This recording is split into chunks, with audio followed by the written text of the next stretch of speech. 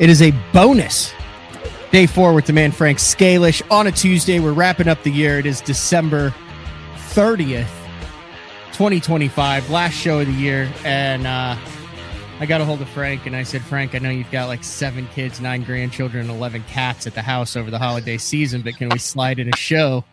And he said, buddy, you should mention, but I think I can slide in a show. So bonus show. Bonus. Frank SCALISH. We figured, what the hell? We've had such a great year in 2025. We might as well just close it out, bloviating about the year that was, a little bit to look forward to in 2026, and then maybe a special guest in the second half of the show. Perfect. I love it, man. Yeah, you called me the other day. I'm like, yeah, I'm in. Yeah. All I've been doing is painting lures and making a cat house. Yeah, you're talking about that. So you made an insulated multi-level cat house for some stray cats. Yeah, so it's not multi-level. It's just big enough to house 4 or 5 feral cats. My mom. Wait, feral cats? We're not even talking about. No, we're not Bama even talking. Or... No. We're talking about my mom. So my mom, back in the day, my mom's a softie for animals. So she's like, oh, I have this cat. He keeps coming over the house. And so I keep feeding it. And I go, well, that's why he keeps coming, because you keep feeding it. And she goes, I need a little house for it. So I'm like, okay, let me see what I could do. So I went out and on the way home from fishing, I passed by this place that builds chicken coops, dog houses, blah, blah, blah. So I whip in there and I get her this little dog house. It could hold probably 2 cats. This dog house, peaked roof, cute little house. I bought it. I brought it over, set it up for her, and she put little blankets in there, and the cat would go in there and sleep. And so she had this feral cat. So then she got 2 feral cats, and both cats could fit in the dog house. Do you get feral cats, or do they just show up? They show up. Okay. And so she's got 2 of them. So for a year or so, she's had these 2 feral cats, and ironically enough, now she has 4. And so she's like, I need a bigger house. And I'm like, God bless it. So I went online and I looked for an insulated, heated cat house for multiple feral cats. And it was like, listen to this, dude. It was like $200 and some. So I bought it. It comes to the house and it's this tiny little piece of crap. Oh, you got the Temu cat house. Oh, dude, it's the biggest piece of crap on earth. So I had to pack this box back the way they had it, which I don't remember how it went in. So I literally just shoved everything in the box and sent it back to them. And I said, well, I'm going to have to build you one. And so she's like, oh, you don't have to do that. And I go, no, you complain every day that the cats don't fit in the house and one of them's always hanging halfway out the door. I'll build you one. So I got an idea. I'm going to reverse frame the house so the inside is smooth. And I'm going to put the insulation, this stuff here, this pink stuff. It's about an inch thick. Yep.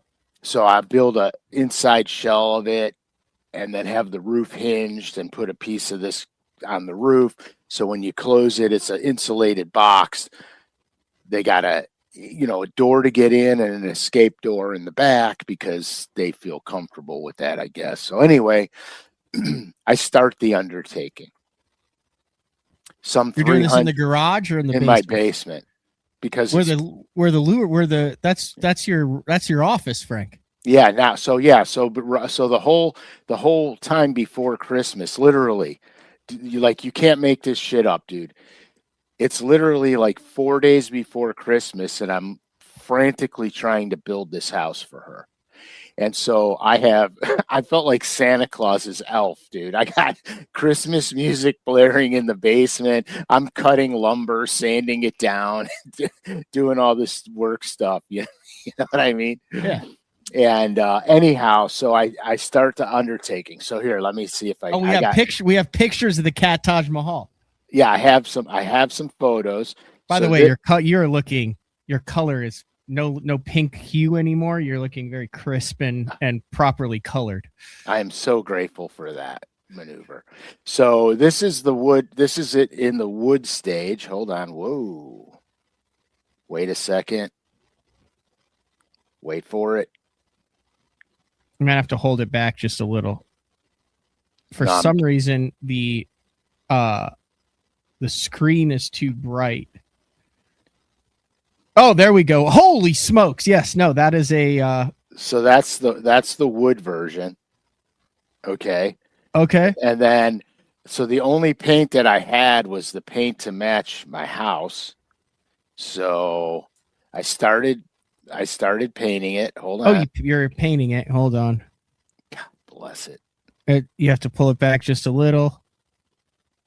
And then forward a little.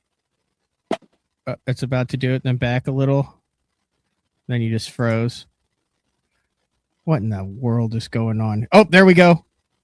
Oh, wow. Little brown, little trim on it. You painted the trim around the doors. There's multiple. There's a back door and a front door. Yeah. So. Oh, now you just turned your phone off. Doggone it. Just bear with us, folks. If you just joined us, Frank is showing us his construction project. This is for 5 feral cats at his mother's house. Yes, so I'm getting it. Why is this doing this? It never does this. It never does this. We got a good idea though. All right, so let me show you the finished product. Okay. Anyhow. So the roof, when I made the roof, okay. You have it hinged so you can take the roof off so you can clean the inside. Right, but I also rhino lined the roof. I used bed liner on the roof. Okay, there we go. It's getting there. It's taking a while for it to focus on the light because you have such a quality camera there, Frank. There we go. Oh, wow. So little black roof on it. Yeah. Rhino line, so it's nice and dry in there for those feral cats. Yeah, so that's oops. Yep. There you go. We got anyway, that's that. So yeah, so that's like a multi-day project, Frank. That is not just something that you just go down and throw together. No, so no. So Drunkwood, if I ever get fired, I could woodwork, man. If you need help, I could be your little slave in the cutting wood and stuff for you. I'm just I gotta keep my options open. I didn't know that you were that handy with the woodworking, Frank. Okay, so the story time with Frank Scalish. Okay, so here's how it happened. Okay, when I was fishing the elites, and I would come home if we had time in between events. My buddy's a contractor, so my buddy Brian would say, "Hey, dude, I could use your help. Can you help me?" And I'm like, "Yeah, sure." And so for the course of my bass fishing career, whenever I was home, if he needed help, I would go help him. And so he taught me how to do, electrical, plumbing, everything. That's how I learned all this crap. And so yeah, man. So that's it. And it's funny. So I don't do good with heights. You guys know that, right? I don't do good with heights. Neither do I. We have that in common. Perfect. So he calls me up one day and he goes, "Hey, Frank, I got a job, but you're going to hate it." And I go, What's the deal? He goes, "We got to repair a rotten roof on a building, and it's about 140 feet high." That's 14 stories. And I'm like, "No." And he's like, "No, I need your help, man. We gotta cut the rotted wood out. We gotta, put the new wood on it. And we're putting a tin roof on this thing." And I'm like, "What?" And he goes, "Yeah. So come on." He goes, "You'll be fine. I promise. You'll be fine." You get paid for this, right? Oh yeah. He goes, "You'll be fine. I promise." I said, "Oh my God. Okay." So listen to this. We go on the roof, and How'd you get up there, first of all? Ladders. So you're climbing 14 stories on a ladder. It's not 14. It was probably 28 feet high. Okay, so it wasn't 140. But to me, it was 1,000 feet. Okay, yeah, no, 28 and 140 is the same. That's 3 stories high. So yeah, so there was a ladder up, and then there was another flat roof, and then we put a ladder on that. So we climb up one ladder onto the second floor, and then the next ladder onto the top. Mm-hmm. So listen to this. My buddy, he's out of his mind. Okay, Mm-hmm. he knows that I have this fear, and so we get up there, and literally, like, you don't know where the rotten wood is until you step on it. And he goes, "Hey, be really careful because you'll fall through." Okay. And I go, "Well, how the hell do I know I'm going to be on good wood?" He goes, all the beams are 16 centers. Just take 16-inch steps. Huh. You know what I mean? And he's up there, just prancing around up there like a gazelle, and he's screwing with me, and he goes right to the edge of the roof, like right to the edge. And he's like, "Oh, doing all this stuff." I go, "Dude," "Brian, if you fall off this freaking roof, by the time I convince myself to get down the ladder, you're going to be dead. So stop playing around." You know what I mean? It's a different breed of people who can do that. Oh yeah. I got a buddy, Rick, who, Rick Harris, guides on, down in Texas. And before he was a full-time guide, no experience, nothing. He worked for a couple years as a windmill repairman. Nope. And literally would send videos of him at the top of these things, changing the lights, checking the motors, oiling, greasing things, and all that. And I'm like, no. WTF. And he's like, "Yeah, man, it takes a little while to get used to, but once you do," he's like, "it's really peaceful up here." Oh yeah, sure it is. Sure and I'm like, "Well, who's with you?" He's like, "By myself." No. I used to get in my tree stand and my ass would grow hands. Yeah. I'm like, "No, I'm not moving." Dude, I can't do it. Like we were in Scotland last year, and there's this like long, really nice bridge, but it was probably 14 stories. It was probably 140 feet over the river below. And it's just like a bike trail that goes right along the edge. And it's just like waist high. And we had to walk across it. It's just outside Edinburgh. And we Court's just prancing along, looking. And I'm like, stopped. I'm like, the golden retriever that's got its legs all spread out. And it's like, going, look. And she's like, "Oh, funny, good." And I'm like, "No, I'm serious." So I'm like, I man up, I buck up, and I'm like, I'm doing it. And my legs are literally turned to jello. Like, I have no trust in myself when it comes to anywhere within 10 feet of anything over 10 feet tall. Yeah, same here. And I never used to be afraid of heights. I don't know when it happened, because as young boys and early teens, we would climb to the top of the oak trees, like where the squirrels live, and it never bothered me. We would jump from branch to branch, and then all of a sudden, one day, there was just it fear. happened. Yeah, it just Terror. happened. Yeah, dude, it's unbelievable. It's unbelievable, and I hate to admit that, but it's the truth. And I don't know why. I don't know how it came about. You know what I mean?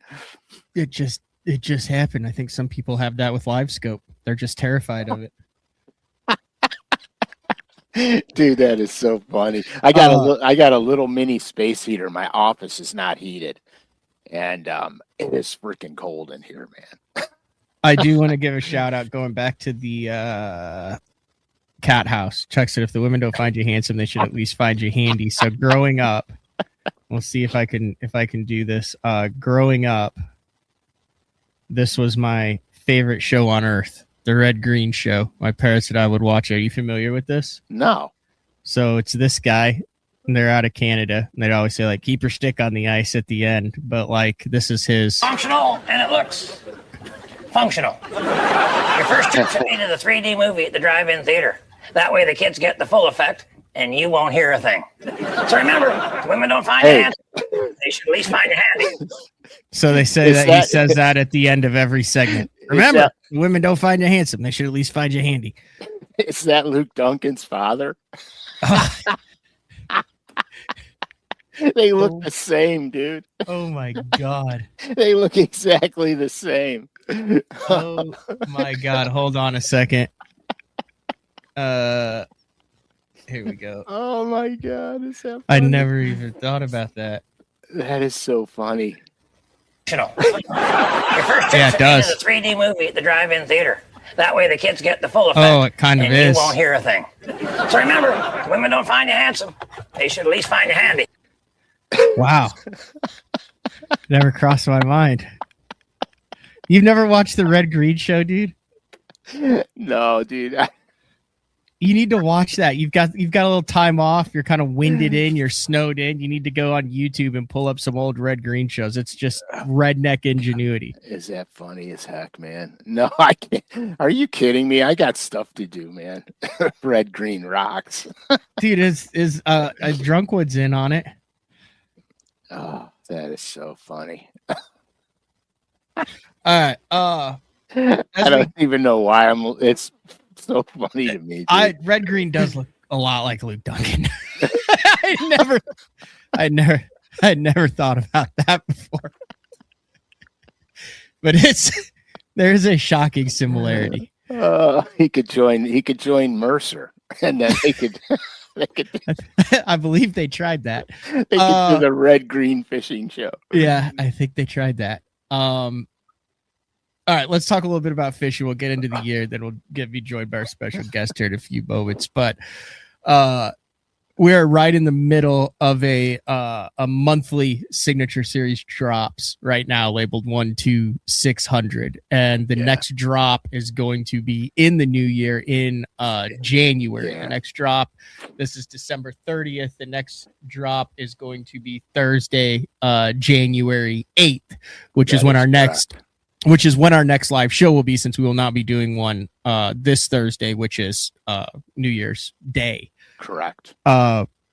Any ability to tease what that is? I know the last signature series that you had was it the Blue Truce Orange that you had last month? That was that one that I actually ordered with the Frank Scalish on it. I got 552. Oh, side note before we get into this. So I ordered it like on the show when it was like it, and I got number 552 and 577 out of 600.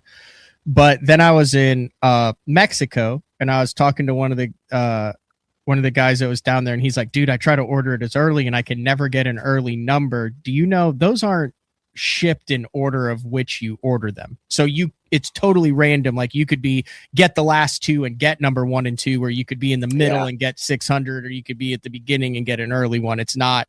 Yeah, they're 100% completely mixed up. Okay, that was my question on that. because the reason being is because it has to be a fair chance. Yep. For everybody, and there's no, you can't do it by order of first come first serve, because if you don't have the ability to jump on right away, then it's not fair. Yeah. So that was just my question. Yeah. So that being said, any teasers on the next signature series drop? Yeah, they're going to be Flashpoint Junior Deep. And the color is pretty sweet. It's violet, cream truce is the color. I'm hoping to have them here before Thursday, so I could show you guys Thursday when we do it, and I'll talk all about the color then. But it's a good cold water color, man. It's good. It's got good visibility. It's got the right hues to it and pearls. It's a good color. And here, look, I've been fishing. I got a chance to fish the Flashpoint Junior and the Junior Deep right before we froze. And I think in 2 days of fishing, I caught close to 30 or 40 bass on it. Way cool. I mean, it's the right size jerk bait when the bass are still on the 3-inch or smaller shad, or bait fish, which believe it or not is really until you get into midwinter, then they start to go to the bigger bait, because they won't have to feed as much. So if they eat a bigger shad, then they don't have to feed as much. And when everybody says their metabolism slows down, that doesn't necessarily mean the speed in which they swim slows down. It just means takes longer for them to digest food. They don't have to eat as frequently. There you go. I got a message from Sean Anderson, and there's this picture of this just slob on like a catch board, and it looks like a largemouth. I didn't realize until after I read it what it was. And he said after listening to day 4, number 226, which is the one that we did a little over a week ago, he goes, I was talking to a buddy about fishing those big, huge, long tapering points. Mm-hmm. And he went out fishing yesterday and landed this 9.58 spot doing exactly what Uncle Frank said. 9-pound spot. You got a picture of that thing? Yeah. It's an absolute freak show. It's obviously on the West Coast, but it's still. Oh my gosh. Oh, that's a beaut, dude. That's almost a 10-pound spot. Oh my gosh. You know, I think Keith from Powell Rods has a world record spot.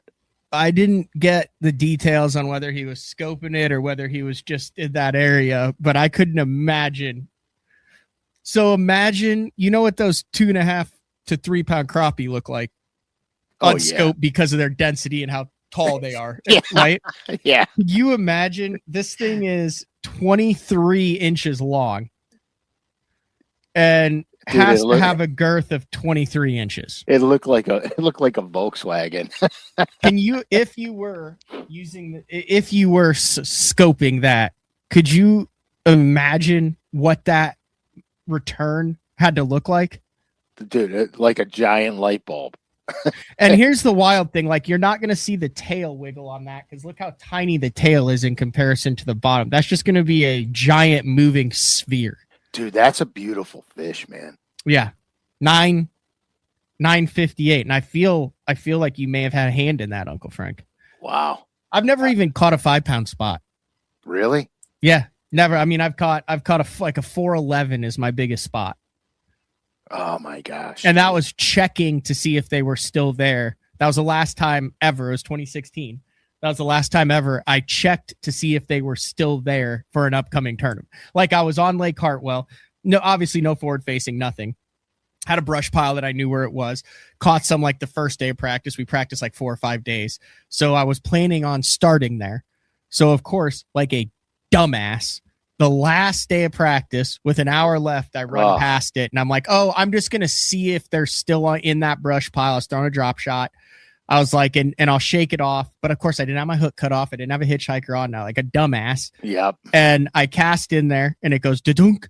And I'm like, oh yeah, they're still here. And I can't get it to shake free. And then it's stuck in a little stob. And then of course it hooks itself. And then it comes out of the stob and it comes up and jumps and it's a freaking 411. Which I would have caught probably first cast the next morning. Dude, that was a money fish, man. That was a money fish. I mean, technically it was a classic fish because I finished like 9th in that tournament, like 3 pounds out and only had 7 pounds. Yeah, anyway. Wow. Could have possibly been. But that was the last time I checked on fish that I planned on starting on. Would yeah. have been 10 years ago. Yeah, I find that a lot of guys have a tendency to overfish in practice. Mm-hmm. Living in Ohio, you can't hook them because if you hook them, you lose. There's 6 fish. Right. We're all fishing for the same 8 fish. Mm-hmm. But yeah, that thing looks like a feral cat. I guess my house is too big. I gotta shorten it up. There's only 3 now. Why do I only have 3? Check out the spotted bass. Dude, that reminds me of this story. So there's this lake by our house. Well, it's not. I say by my house. If I say a lake by my house, understand that at best I got an hour drive. So it could be anywhere from an hour to 3 hours away.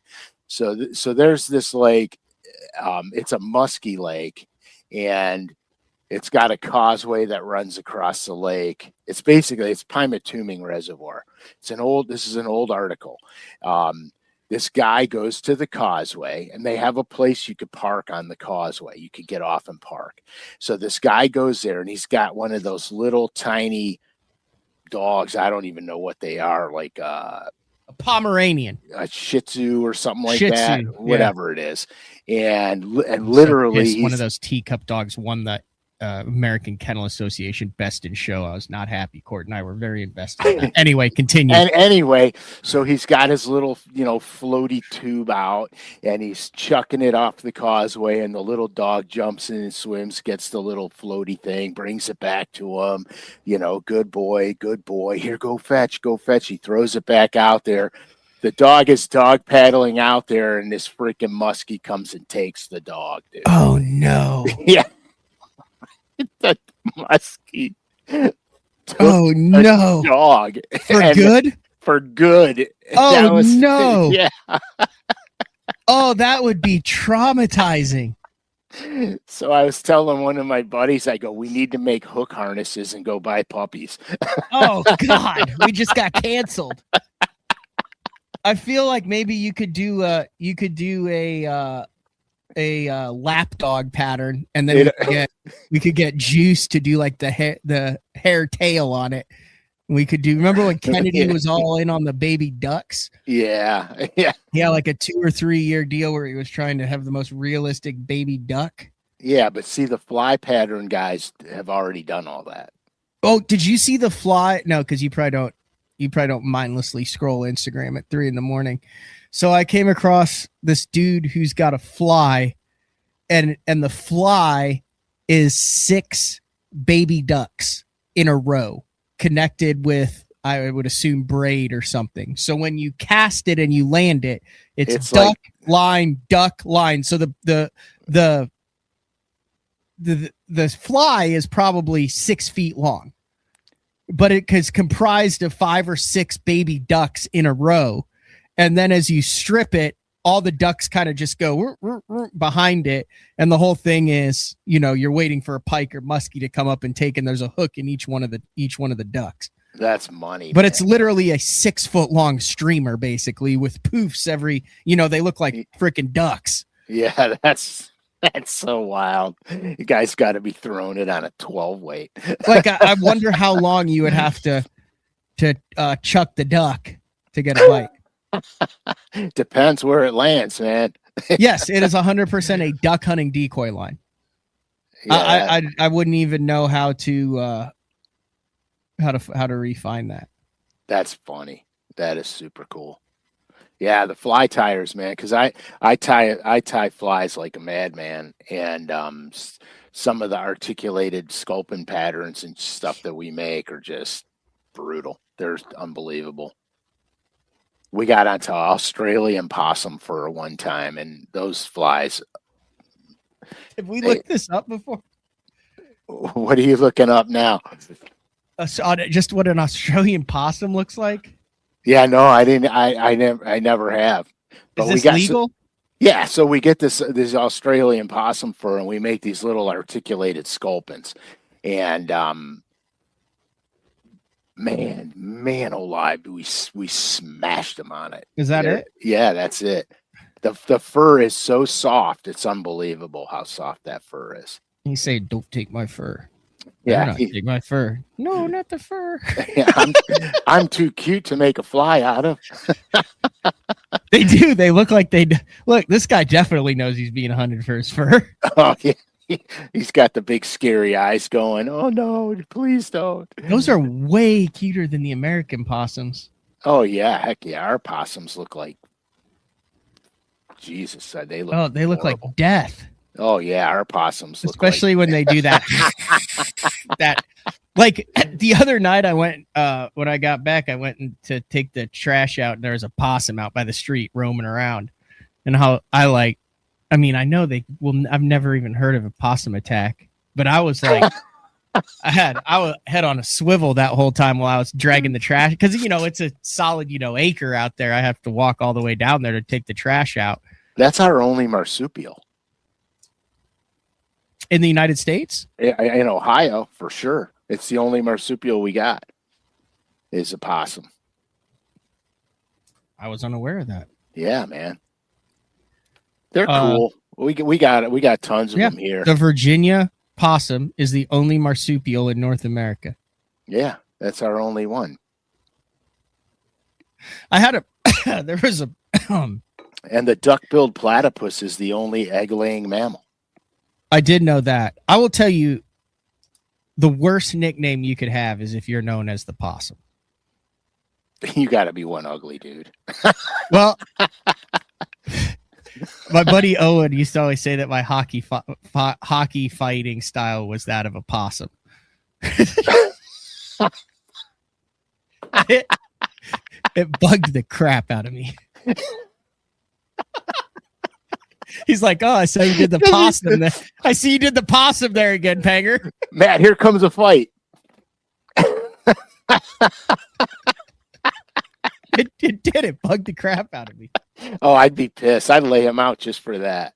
Just for that statement alone, I would lay him out. Oh, here we have our fearless leader, Mark Jeffries. What's up, Marcus? How are you, Frank? How you doing, buddy? Do you get possums in the backyard there? I know you're always sending me security cam footage of deer. Oh yeah.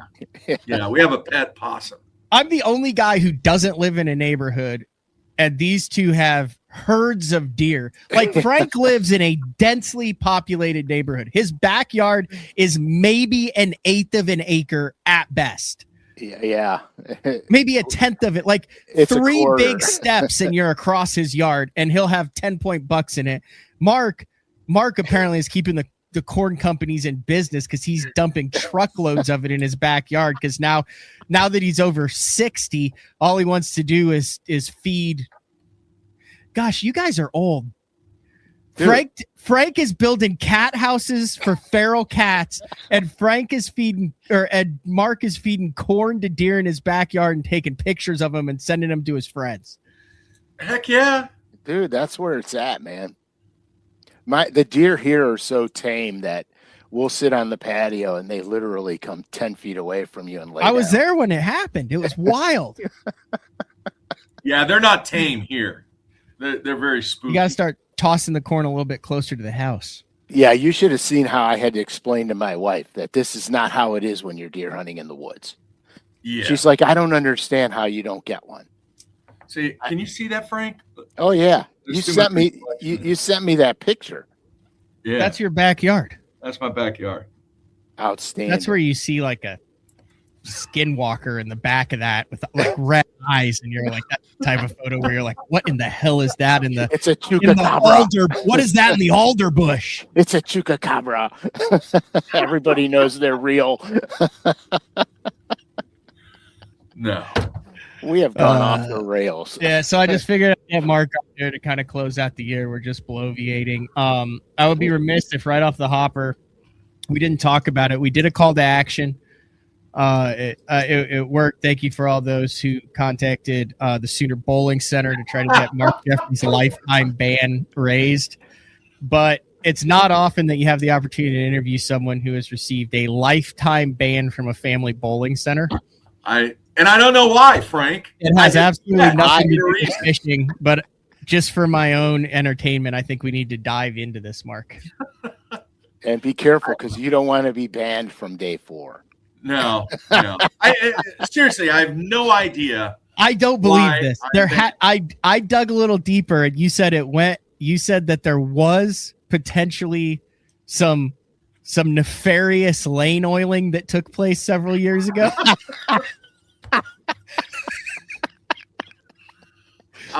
Yeah, I mean, it was quite obvious and proven by the methods and the path that I went down to justify the premise that the pair of lanes that we were bowling on in league was not comparable to the lanes that everybody else in the league was bowling on. And you believe that was intentionally, that you were intentionally singled out for poor lane conditions based on a disagreement with the lane oiler at that establishment. I had you had words with the lane oiler? What are they called? What's a lane oiler? Is there is he called like the slicker? No. What's his mechanic? Mechanic. So the mechanic. So did you have a long-standing beef with said mechanic several years ago? I did so not. Why do you believe that mechanic singled out you and your partner's lane? Was he friends with those you were bowling against? Look. Here's the deal. All right. Now, Matt, you've known me for a lifetime. Far too long. When I bowl, listen, when I bowl league, okay, and it's a quote-unquote competitive league, I'm not there to socialize. I'm not there to make a friend. I'm there to compete and bowl and get better. I would like to point out this is beer league senior bowling, but okay, continue. This might have been your first problem. You're the guy that's two-handed me in the back of the legs playing men's league at 10 p.m. on a Tuesday while I'm on a breakaway. No, it's not comparable to beer league. It's just, look, man, I'm not that. You're not there to drink beer and stale pizza. Yeah. I go, I bowl, and at the time, by the way, I don't think I told you this, Matt. At the time, I was trying to break a state record for the highest senior average for a season in a league. Oh, so you had something else to lose. Yeah. Yeah, okay. I'm tracking. Did the Oiler know this? Or the Slicker? No. The mechanic. No idea. Wow. So at the time, it happened that time. Okay, I did not scream at anybody. I didn't cuss at anybody. I didn't throw anything. I calmly sat down and wrote a letter to the owner about how unfair this was, and had proof that I was correct in my assessment of what took place. Never heard a word. Zero response. Now, granted, remember, what am I truly? I am the customer of this establishment. Am I not? You are. I had a complaint. Whether I was right or wrong as an owner, what should that owner have done? At least reached out to me and said, hey, look, man, you're off your rocker. There's no way that happened. Just look. I'll make sure that even if it remotely even happens again, according to what you're thinking, we'll get it investigated. We'll work it out. I got crickets, nothing, zero, zip, zilch, absolutely nothing. They need to go back to the old adage. So wait, the customer is always right. This is what, 4 years ago or 3 years ago? 3 years ago. 2 years ago. 2 years ago. 2 years ago. So it's relatively new.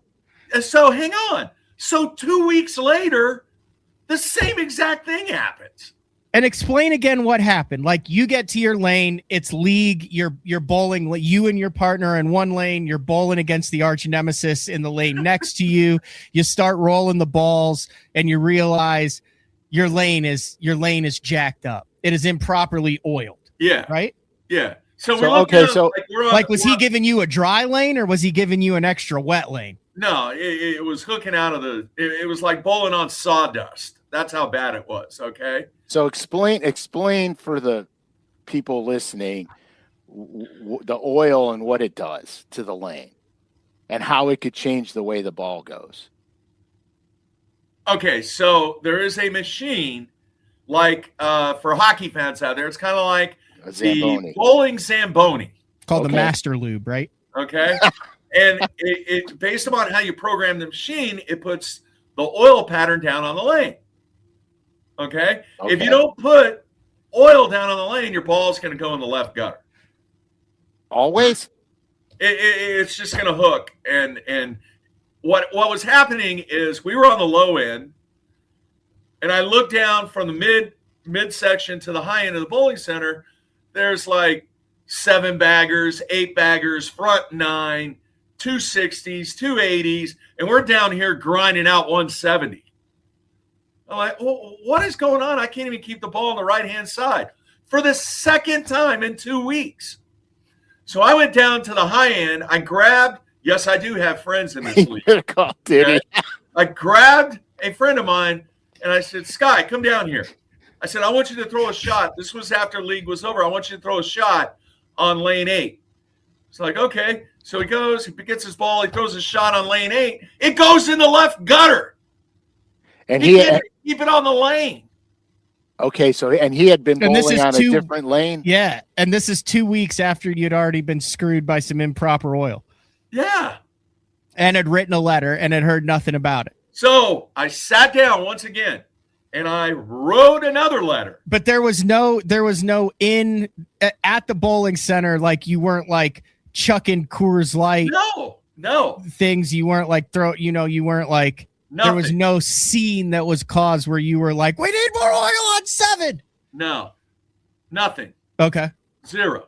All right. So I waited and I waited and I waited and I never heard from the owner again. All right. Now, 2 letters. I did have a friend read both of those letters before I turned them in. And he said, look, man, you're like very professional. It was very well written. There was no rage in the letter. It was like, look, we got a problem. What can we do to fix it? It's basically what it was. All right. So we decide, because we ended up winning the league. Okay. We won the league that season. We decided that we were just going to go to a different bowling center on Wednesday night. So we did. Right. So this year, we didn't bowl.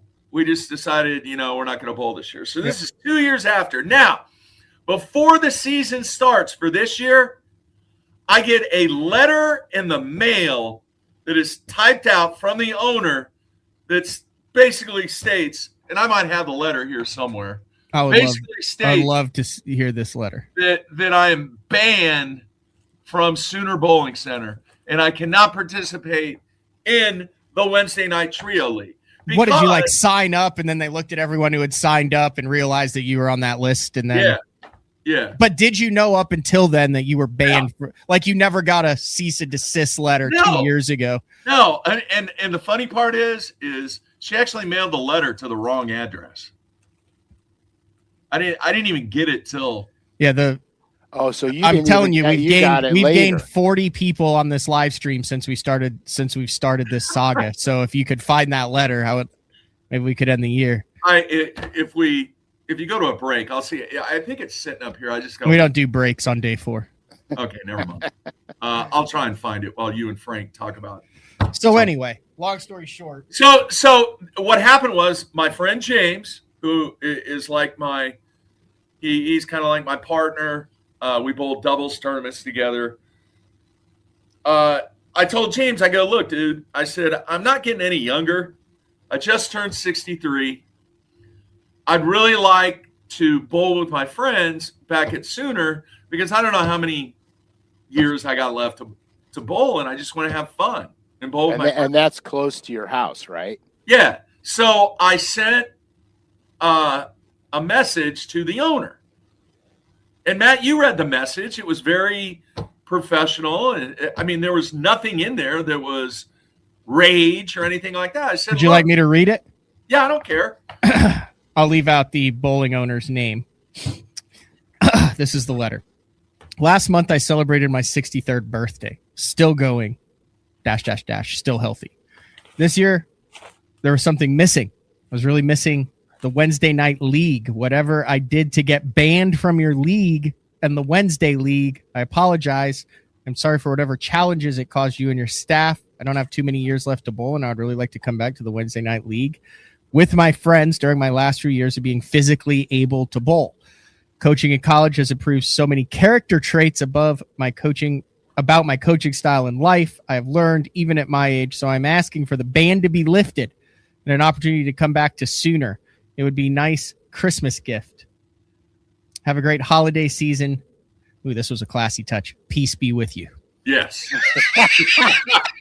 Frank, you're very familiar with that term. So should I read the verbatim? Yeah, read her response. The verbatim response was, things are operating well on our end, which confirms that the decision made was appropriate. Therefore, the original decision will stand. That's it. Woo.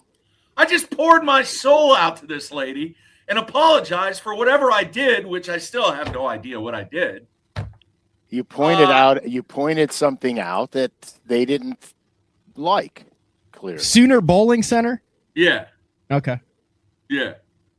And I have yet to get any kind of follow-up. I got nothing. Well, I think that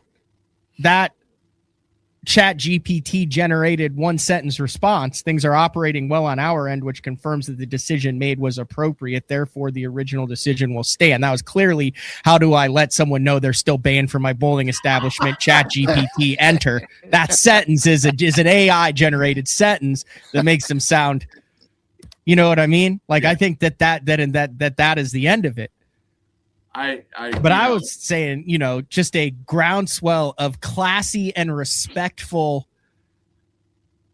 response, not hammering them, nothing bad, not anything that you can't be on there and be like, the beer was stale, because you don't know that, but you could go in and just say, hey, your chicken wings were cold. Yeah. I'm not saying like bury the business. I'm all for family-owned small businesses, but I'm also for fair treatment of the patrons. And I feel like perhaps that you got the short end of the stick in this deal. I also feel, and this is just me, and I've known you a long enough time that you may be upset that I'm going to say this. I feel like you maybe left some key details out in how the original lane oiling situation was handled 2 years ago. I did not. That's just my opinion. I'm entitled to it as a red-blooded American, as is Frank. I think Frank might be on my page on this. There might be some small details, maybe just some minor omitted things. I feel like just two classy, well-handled letters would not result in a ban. Dude, that is it. Now, as I reflect. Reflect or recollect? The second letter that was handwritten, there was a desk attendant at the desk, because this is 10 o'clock at night, 10:30. Yeah, she's not there.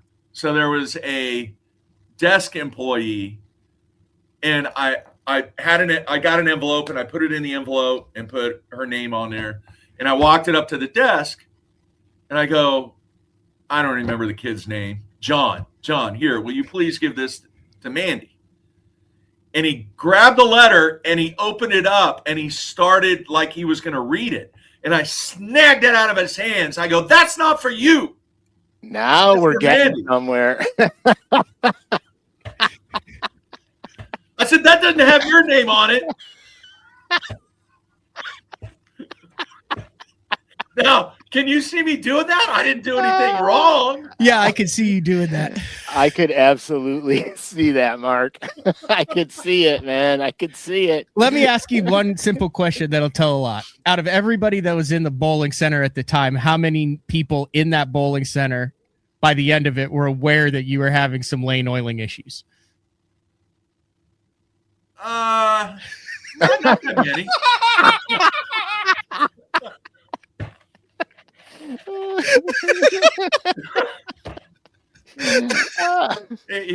The desk is kind of positioned right in the middle of the bowling center. I'm sure they heard me at both ends, the low end and the high end. And how many in the parking lot heard? No, but here's the other thing. Okay, imagine this, and I'm letting the truth flow now. Right, I had a major issue with somebody in the league. Okay, his name is Doug. It's always a Doug. Hang on. The layers of the onion are opening. Yeah, but hang on. This is a great kind of asterisk to the story. Okay, there was a situation that occurred in the rules that had to do with position round, and I don't want to get into the details. It's just the last week of the season is position round, where first bowl's second, third bowl's fourth, all that, everything. Well, they would always started on lane 1 and 2. Well, lane 1 and 2 was the worst lane in the house, and there were a multitude of reasons. So I said, hey, if you earned the number 1 seed in the position round, you should be able to decide what pair of lanes that you're going to start on. That's fair. That's kind of like getting a boat draw, like when you're leading the tournament going into the final day. You go out in order, you've earned the number 1 seed. Yeah. So then Doug said that I was full of it, and this was, so then me and Doug got into a shouting match. In the bowling alley or in the parking lot? I mean, it was loud because he's as loud as I am. All right. So there's a mitigating circumstance. No, but hang on. All right, this will tell you a lot about Doug. Okay? So the next week that we come in, me and Doug get together, we get it all worked out. We apologize to each other, and 2 weeks later, Doug gave me a $10,000 check for sponsorship for us to go to Vegas. For the college team, not you and Carolyn. Right. No. Yeah, good point. No, for the bowling program. It depends what state you live in. you pay for the expense for the team to go to Vegas. Okay. So you guys clearly worked it out. Oh, the next week it was worked out. Yeah. All right. I apologized to him. He apologized to me. We both agreed to disagree. I saw his point. He saw my point, and we moved on, and we're really good friends now. Okay. Is he bowling in league? What makes me mad about this whole situation is I have no idea why I'm banned. I mean, I feel like, did you not listen to yourself for the last 20 minutes? It's like that scene in Anchorman. Why are we yelling? No, Doug is awesome. Doug is old school. Doug is very wealthy, and Doug is a lot like me from the perspective of he's very passionate about what he thinks something is right. Well, he stands behind it. Yeah. But at the same time, there's that flexibility of understanding. Look, all right, we were both wrong. Let's just make this a better situation.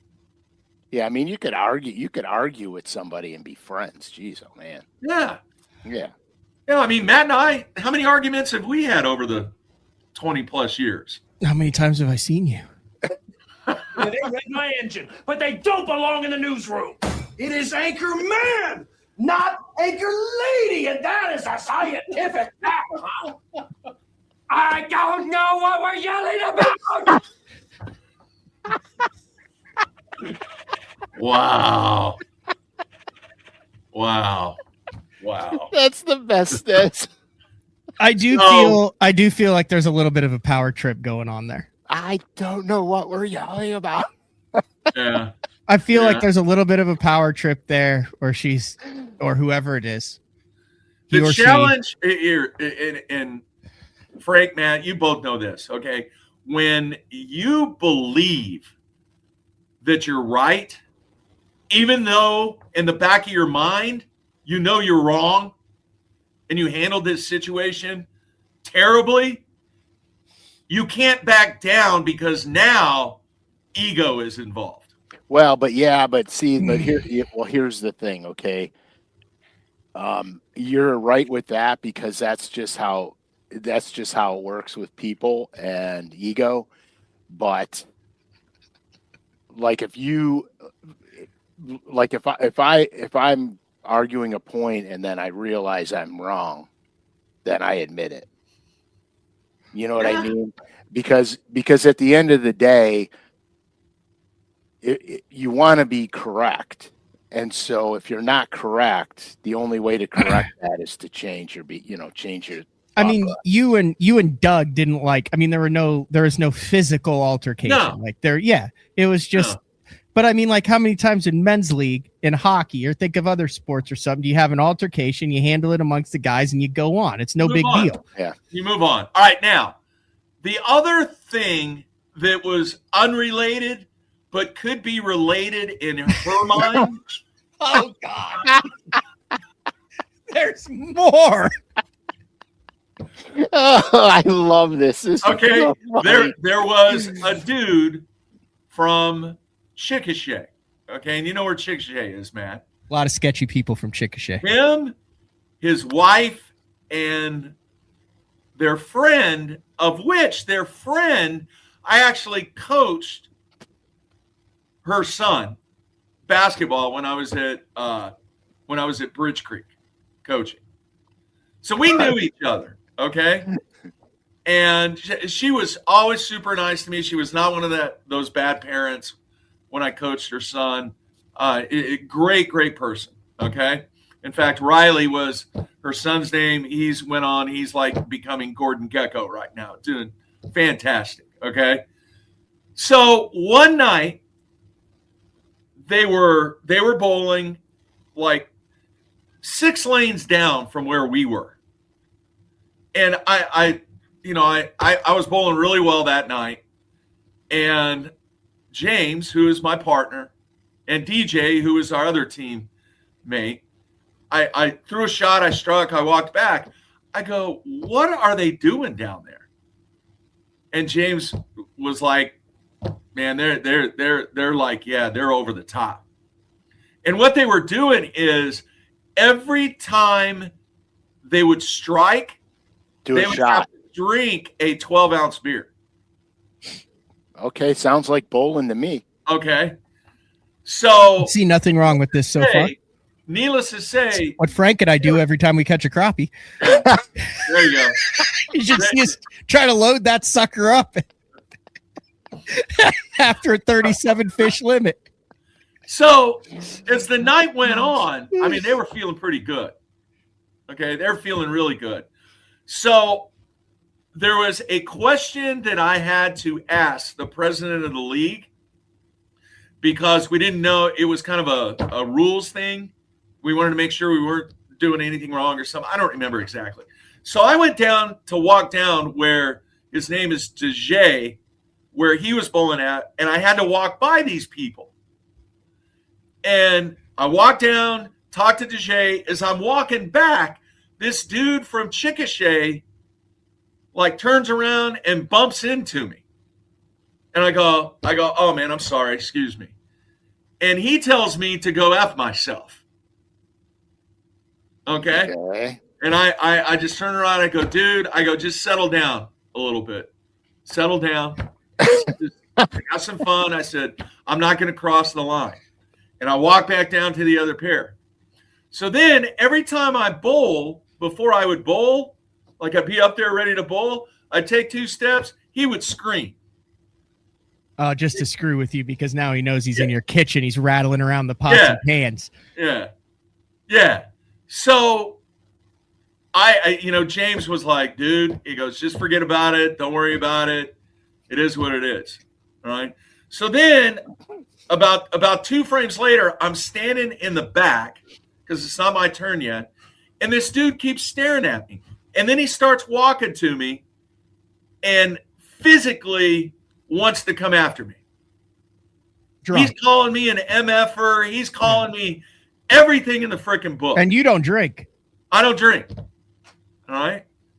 I mean, he is verbally threatening me that he's going to kill me and he's going to find out where I live. And Did you give him the smoke? That's what Clay wants to know. He said he wanted all that smoke. You should have gave it to him. I mean, in hindsight, if you knew you were going to get a lifetime ban, would you have unleashed a 6'5" left hand? He would have been dust. Okay. He would have been dust. All right. But see, I think not just about the now, I'm thinking about, all right, I could just see this, here's Channel 5 News. I'm seeing 4 separate incidents right now that are building a picture of incidents at the Sooner Bowling Center. Yeah. So most of which were out of your control. Here's this college bowling coach mugshot, with the number behind me because I attacked some little drunk dude that was calling me an MFer. I was not going to cross that line. I see shirt potential. So he's coming after me and pointing at me, and I turned to James. And I was like, James, I'm not going to take this. Yeah. And I mentioned all this in the letter. I was like, you had a customer that was physically or verbally threatening me and wanted to fight me because they were so drunk because you served him, your establishment served him too much alcohol. I got crickets. I got no response. So those, honestly, all right, honestly, there we go. Those are the only two other things that I have not told you, Matt. And I had nothing, and I thought I handled both of them. Yeah, I don't feel like there's anything that you've done that warrants expulsion from the Sooner Bowling Center at all. No.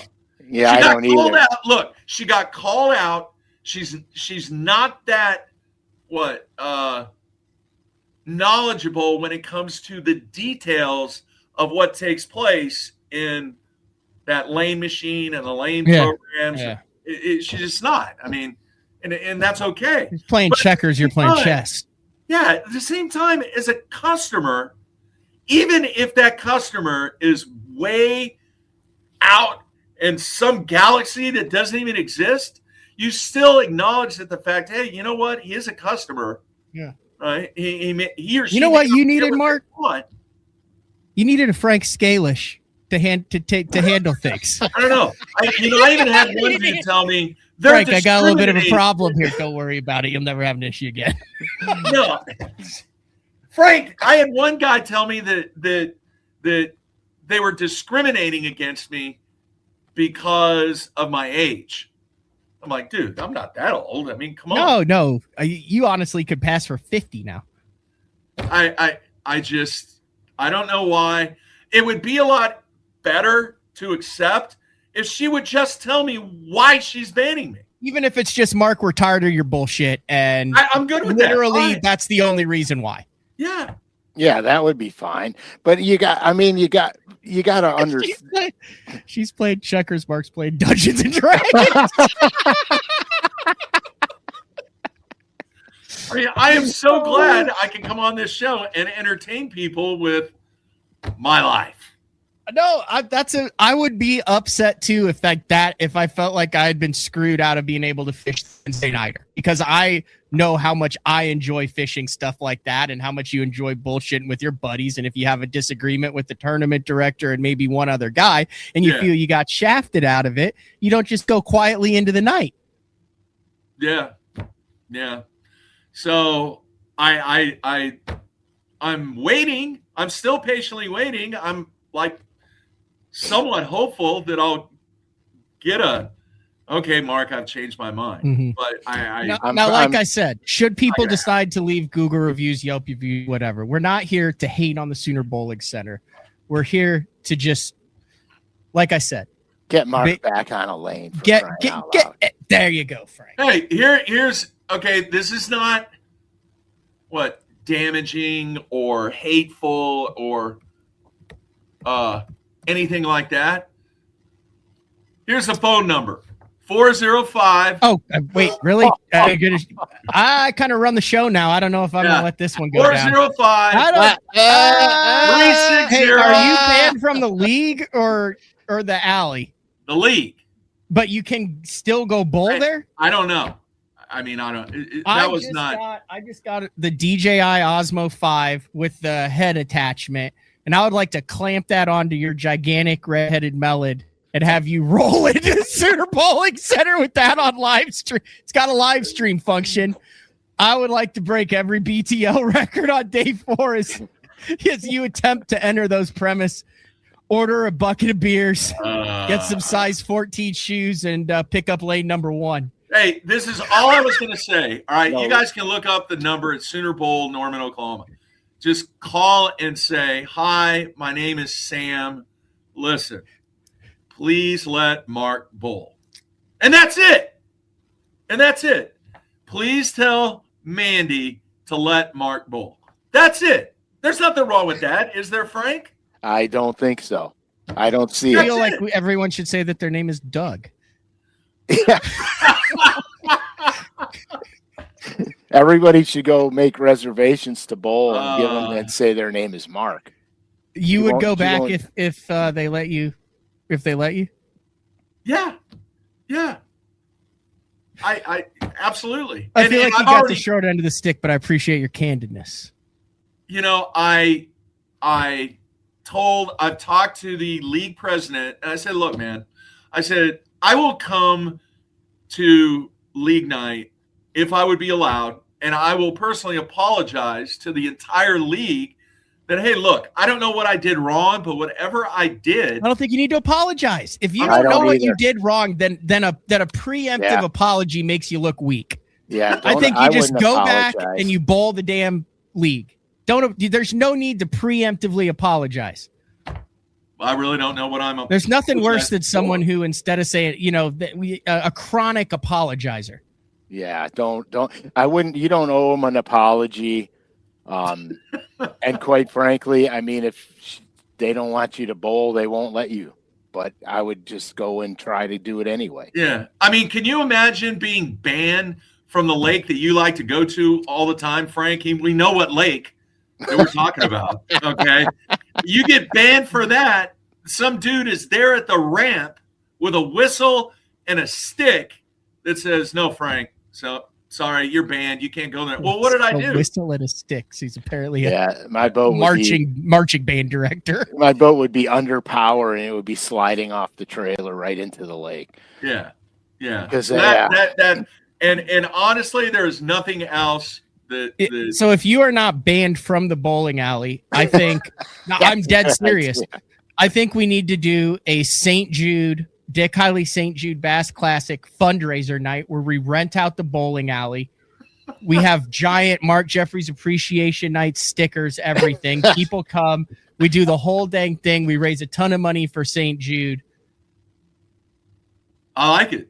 I like the Let Mark Bowl t-shirt idea. That's pretty cool. See, there's a lot of stuff that opens up. This is a great idea. It sounds like Doug is rich. Get him to open up a new bowling center across the street. Actually, they just built a brand new center right down the street from her. Well, I think you got a new place to go bowl. Well, it is a bowl. It's a entertainment center. It's not really Heyday? Main event. Oh, main event, I mean. Yeah. So what's the difference? They have way more It's stuff like a than Chuck E. bowling. Cheese for adults. So it's not Screw that. It's like fishing it's like fishing a tournament on the Disney ponds. Yeah, they don't have leagues. It's all birthday parties and group gatherings and fun, and they have string pins. They don't have normal pins. So Okay, but fair enough.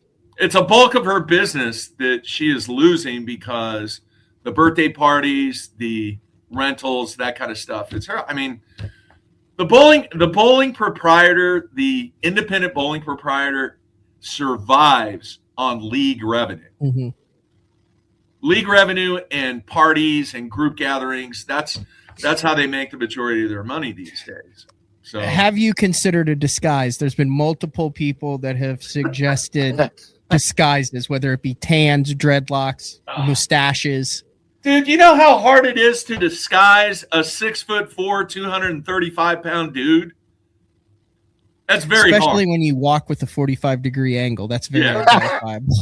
This is true. This is true. I could put a mask on and they'd know who it is. Like Drew my on the God. Minions. Oh, you could pull. I mean, this has been done in bass fishing. Transition to Marcia. Wear a dress and bowl on.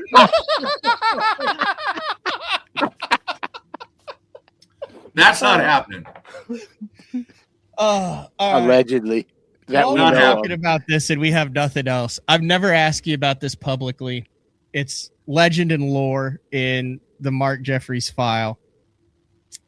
It's been brought up several times this show, and it might give some insight into the trials and tribulations that you are currently dealing with. And that is your lifetime ban from Top of the River Steakhouse at Guntersville, Alabama. Oh. Do you know about that, Frank? No, but I'm seeing a pattern developing. This story is over a decade old. It has never actually been talked about. But behind the scenes, if you were to poll Everybody all professional knows. anglers over the age of 40, every single one of them, if you were to say who is banned from the Top of the River Steakhouse at Lake Guntersville, Alabama, over the baked potato incident in 2012, 100% of them would say, "Oh, that would be Mark Jeffries." I, however, was not there when that occurred. So you are not banned. So I have only heard bits and pieces, but I've never actually heard what happened on that infamous evening. Well, Harold was there. How does the spud fly, Mark? No, it was a situation where I was trying to substitute a baked potato for a salad. Because when I was during that phase, I was really watching what I ate and was, very particular on the fact that I didn't want to eat foods that didn't fall in line with what he would go to McDonald's and order 8 patties with no buns or anything on them, just cheese. So he would get a stack of hamburger. He would get an 8 stack of hamburger patties, each with a slice of cheese on it, and then inhale it in about 45 seconds. That sounds like how. But you were looking fabulous. Your energy was through the roof. Yeah. So anyway, back to the infamous evening. The place is packed. It's during an Elite Series event. The place is packed. Me and Harold are having a great time. And we're sitting there, and, I ordered some combo, and I said, hey, can I substitute a salad for the baked potato? And she goes, yeah, but it's going to be, $5.99. I was like, wait a minute. I said, you're going to charge me for a salad that costs less than the baked potato? There's the establishment right there, right on the shores of Gunnersville. You're going to charge me $6 for that? She goes, and the poor server, she was like, well, yeah, yes, sir. Yes, sir. I said, let me see this. Go get your manager. Go get whoever your boss is, go get your boss. So here comes this dude, man, and he's got this little kind of easy squinty mustache, got the tie on, looking. Mark, I'd like to make it to year 22 here. And he's like, sir, can I help you? I said, yeah. I said, man, love this place. This place is awesome. I said, but, I'm watching what I eat, and I can't eat potatoes. Can I get a salad for the potato? And he goes, well, yes, sir, but it's going to be an additional $5.99. Why are you going to charge me $5.99 when the salad costs you less money than a potato does? I said, do you not understand simple difference in cost? I said, I am the customer here. This was when I was real big in the I am customer mode. Okay. It was like, well, sir, I can get you a salad. In fact, I'll bring you the potato too if you want. I don't want the potato. That's the reason this whole situation. I said, what is so difficult about taking the potato off and bringing me lettuce in a bowl? What is the difference in that? I said, according to you, the difference is $5.99. All right, I'm not paying $5.99. I'm not. And Harold, meanwhile, is just sitting over there sipping his scotch. All right, just shaking his head. It was whiskey and water, no ice. Yeah. So he looks at me and he goes, I'm done talking. If you want a salad, it's $5.99. I said, you know what, dude? I don't want anything. Harold, what did you order? I will sit here and watch you eat. I'm not eating anything from this restaurant that won't give me a salad instead of a baked potato. I said, seriously, we're sitting here having this conversation about a potato and a salad, and you won't give me leaves of lettuce in a bowl? Instead, you want to charge me $6.99 or whatever it is? Oh, that's a great. Clay is saying, dude, did you write him a letter? You're being discriminated against by your size. I feel like you're intimidating because of your size and your aggressiveness. If you were a little guy who was aggressive, no problems. If you were a big guy who was docile, no problems. But you combined aggressive and large human, and it just makes people say, get out of here. Okay, so I don't know if you know this part of the story, but post-tournament, okay, I had to get an interview with Van Dam. Was he at top of the river? Huh? Was he at top of the river? No. He was at the ramp that was directly across from top of the river. And he had your salad? Okay. And this is after the tournament was over. Okay, post-tournament interviews. So I called Kevin. Kevin said, yeah, meet me at the ramp. So I go to meet Van Dam. And before we ever start shooting the video and doing the interview, he goes, hang on a minute. He goes, I've got to get some seafood and I got to put it in this ice chest. He goes, I'll be right back. And I was like, all right. So he walks over and he exchanges. He went over to this dude's car. It wasn't the same guy. Got this stuff in a styrofoam ice chest or some kind of container and then walked back.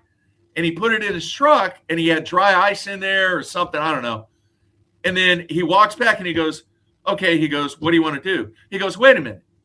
He goes, what happened last night at the restaurant? Well, what do you mean?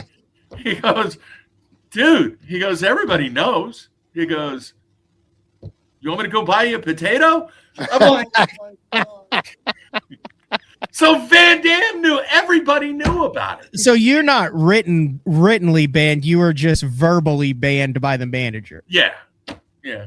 He just told me, he said, I think it would be in all parties' best interest if you don't return while the tournament's going on. I didn't get permanently banned or anything. So, yeah. So Van Dam was busting my chops because he heard about it too. That was, look, probably wasn't the most professional or nicest way to approach the situation. Here's what I did. Here's another thing to the rest of the story. Okay. I left that server a $25 tip. That was very nice of you. All right. I went out and I gave her $25 and I go, here, I'm sorry for this whole situation. So, dude, in all this rage, there is a very nice person in here. Well, that's what I said. This is Sean. He said Mark's rare combined specimen of size and ability to gracefully express his opinion may be seen as intimidating. Oh, so, Frank, have you ever gotten in a heated, like, have you ever been threatened to not be able to return to a public setting in all your years of life? No. If I choose not to go somewhere, I never go back. Yeah. Well, we did have the one story with the Christmas tree. I don't think you've been back there. No, that's out of fear. Yeah. that's out of fear. No, I no, because if I get into a public incident, let's just say, it's going down only one of two ways. Either it's turning into something that is going to be very big, or I just walk away.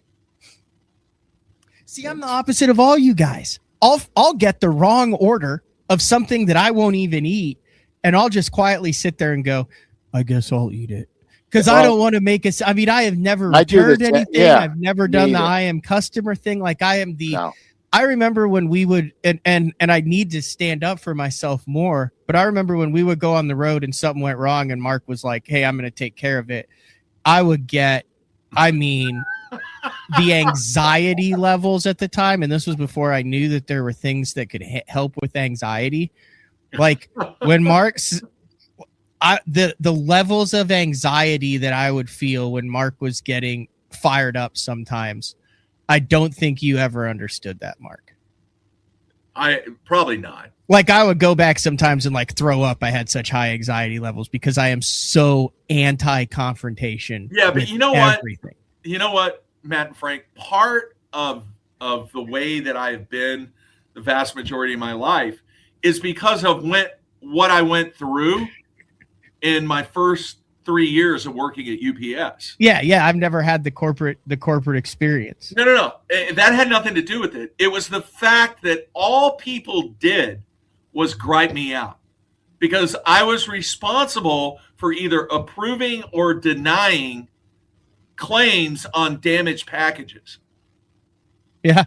Okay.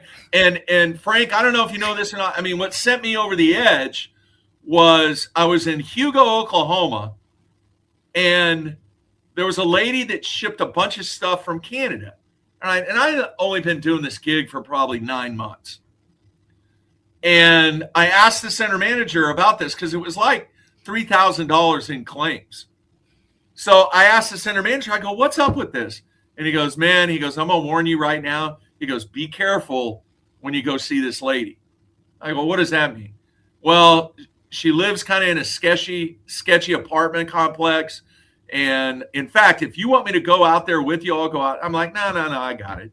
I said, I'm going to deny it anyway because she didn't pack it right, according to the information that I got. So I go to the apartment complex. I got to walk up the stairs. I knock on the door. She answers the door. You know, hey, I'm Mark. I'm with UPS. I'm here to look at your damaged packages.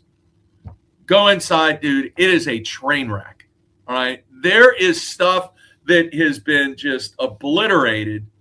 But all she did, she just threw it in these cardboard boxes. No packing, no nothing.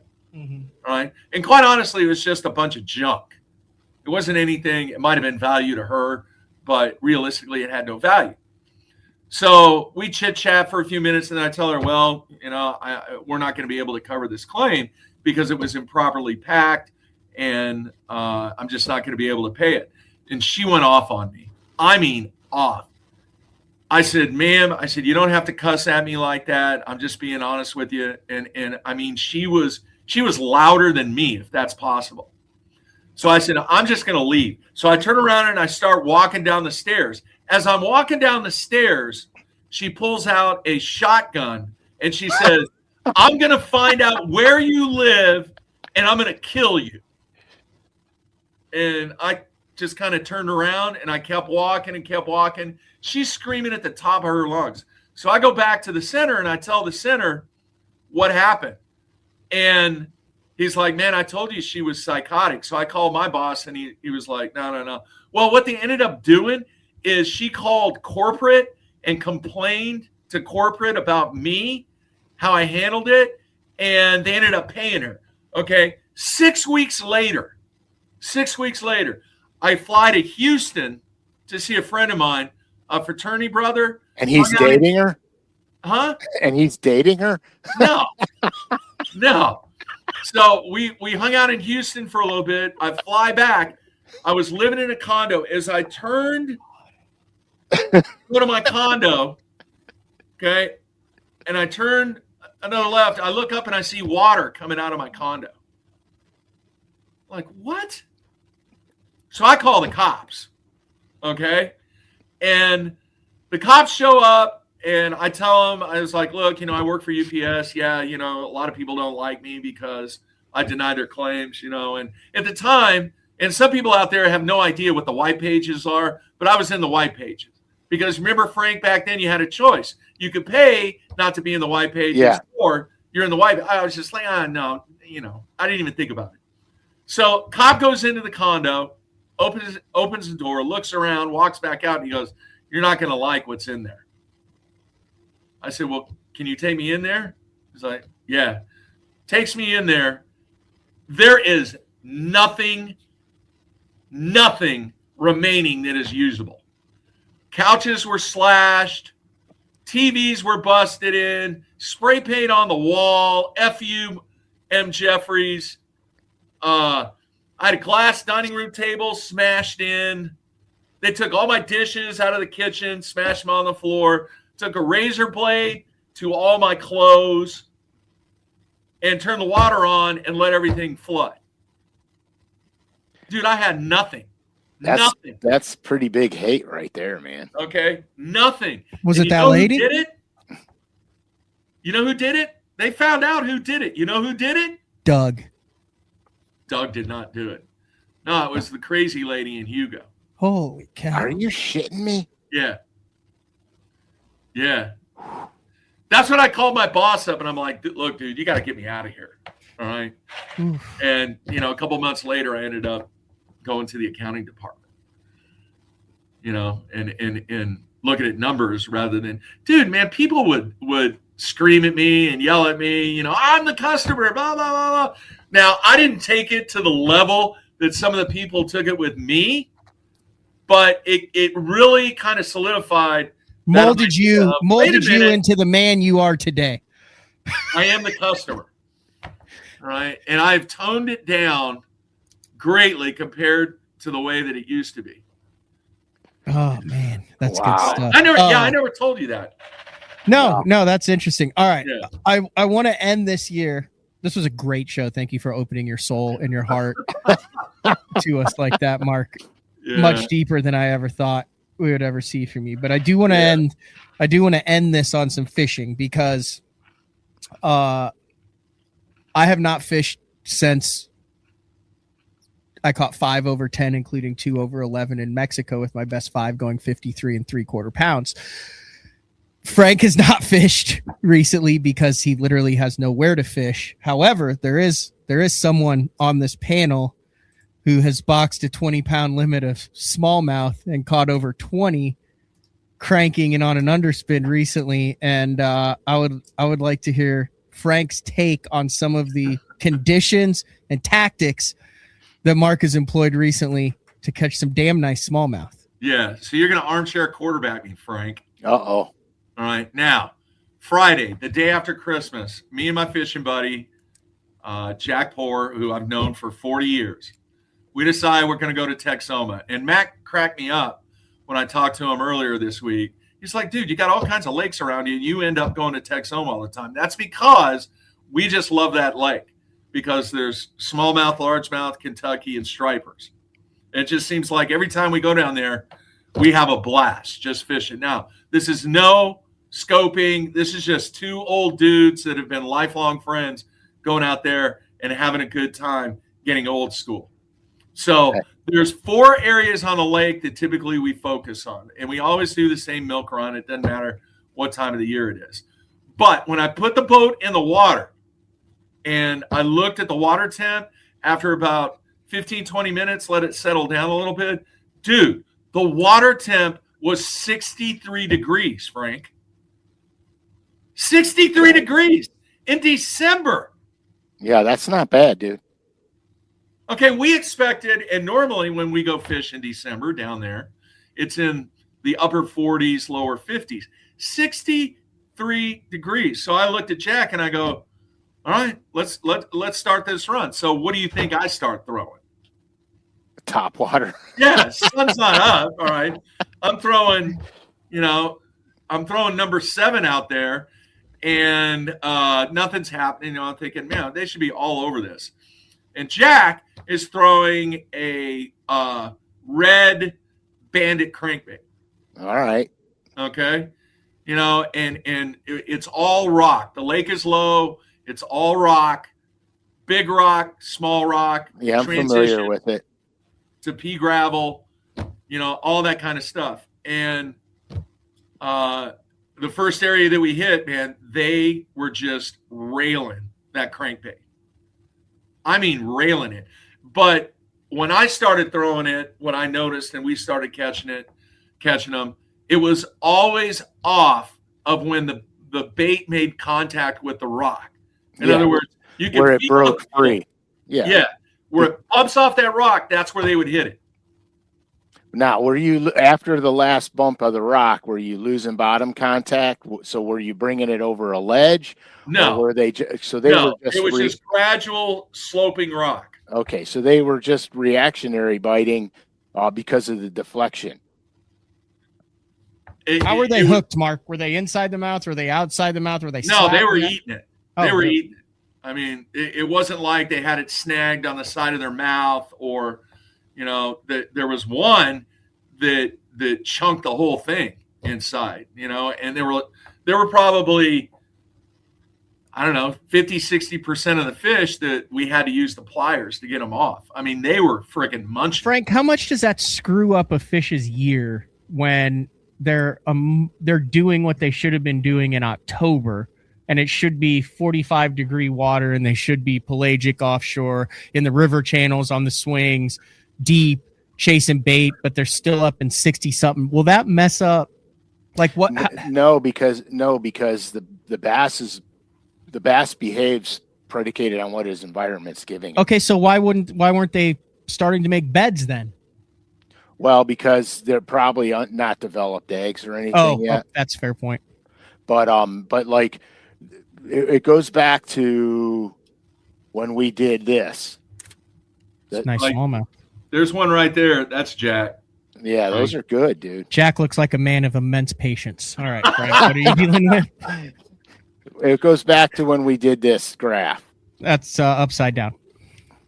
with the seasonal patterns where we have the overlap times. And Yeah. the true seasonal pattern is the green spot. That's where you're right in the middle and there will be no overlap. And then these are the overlap times.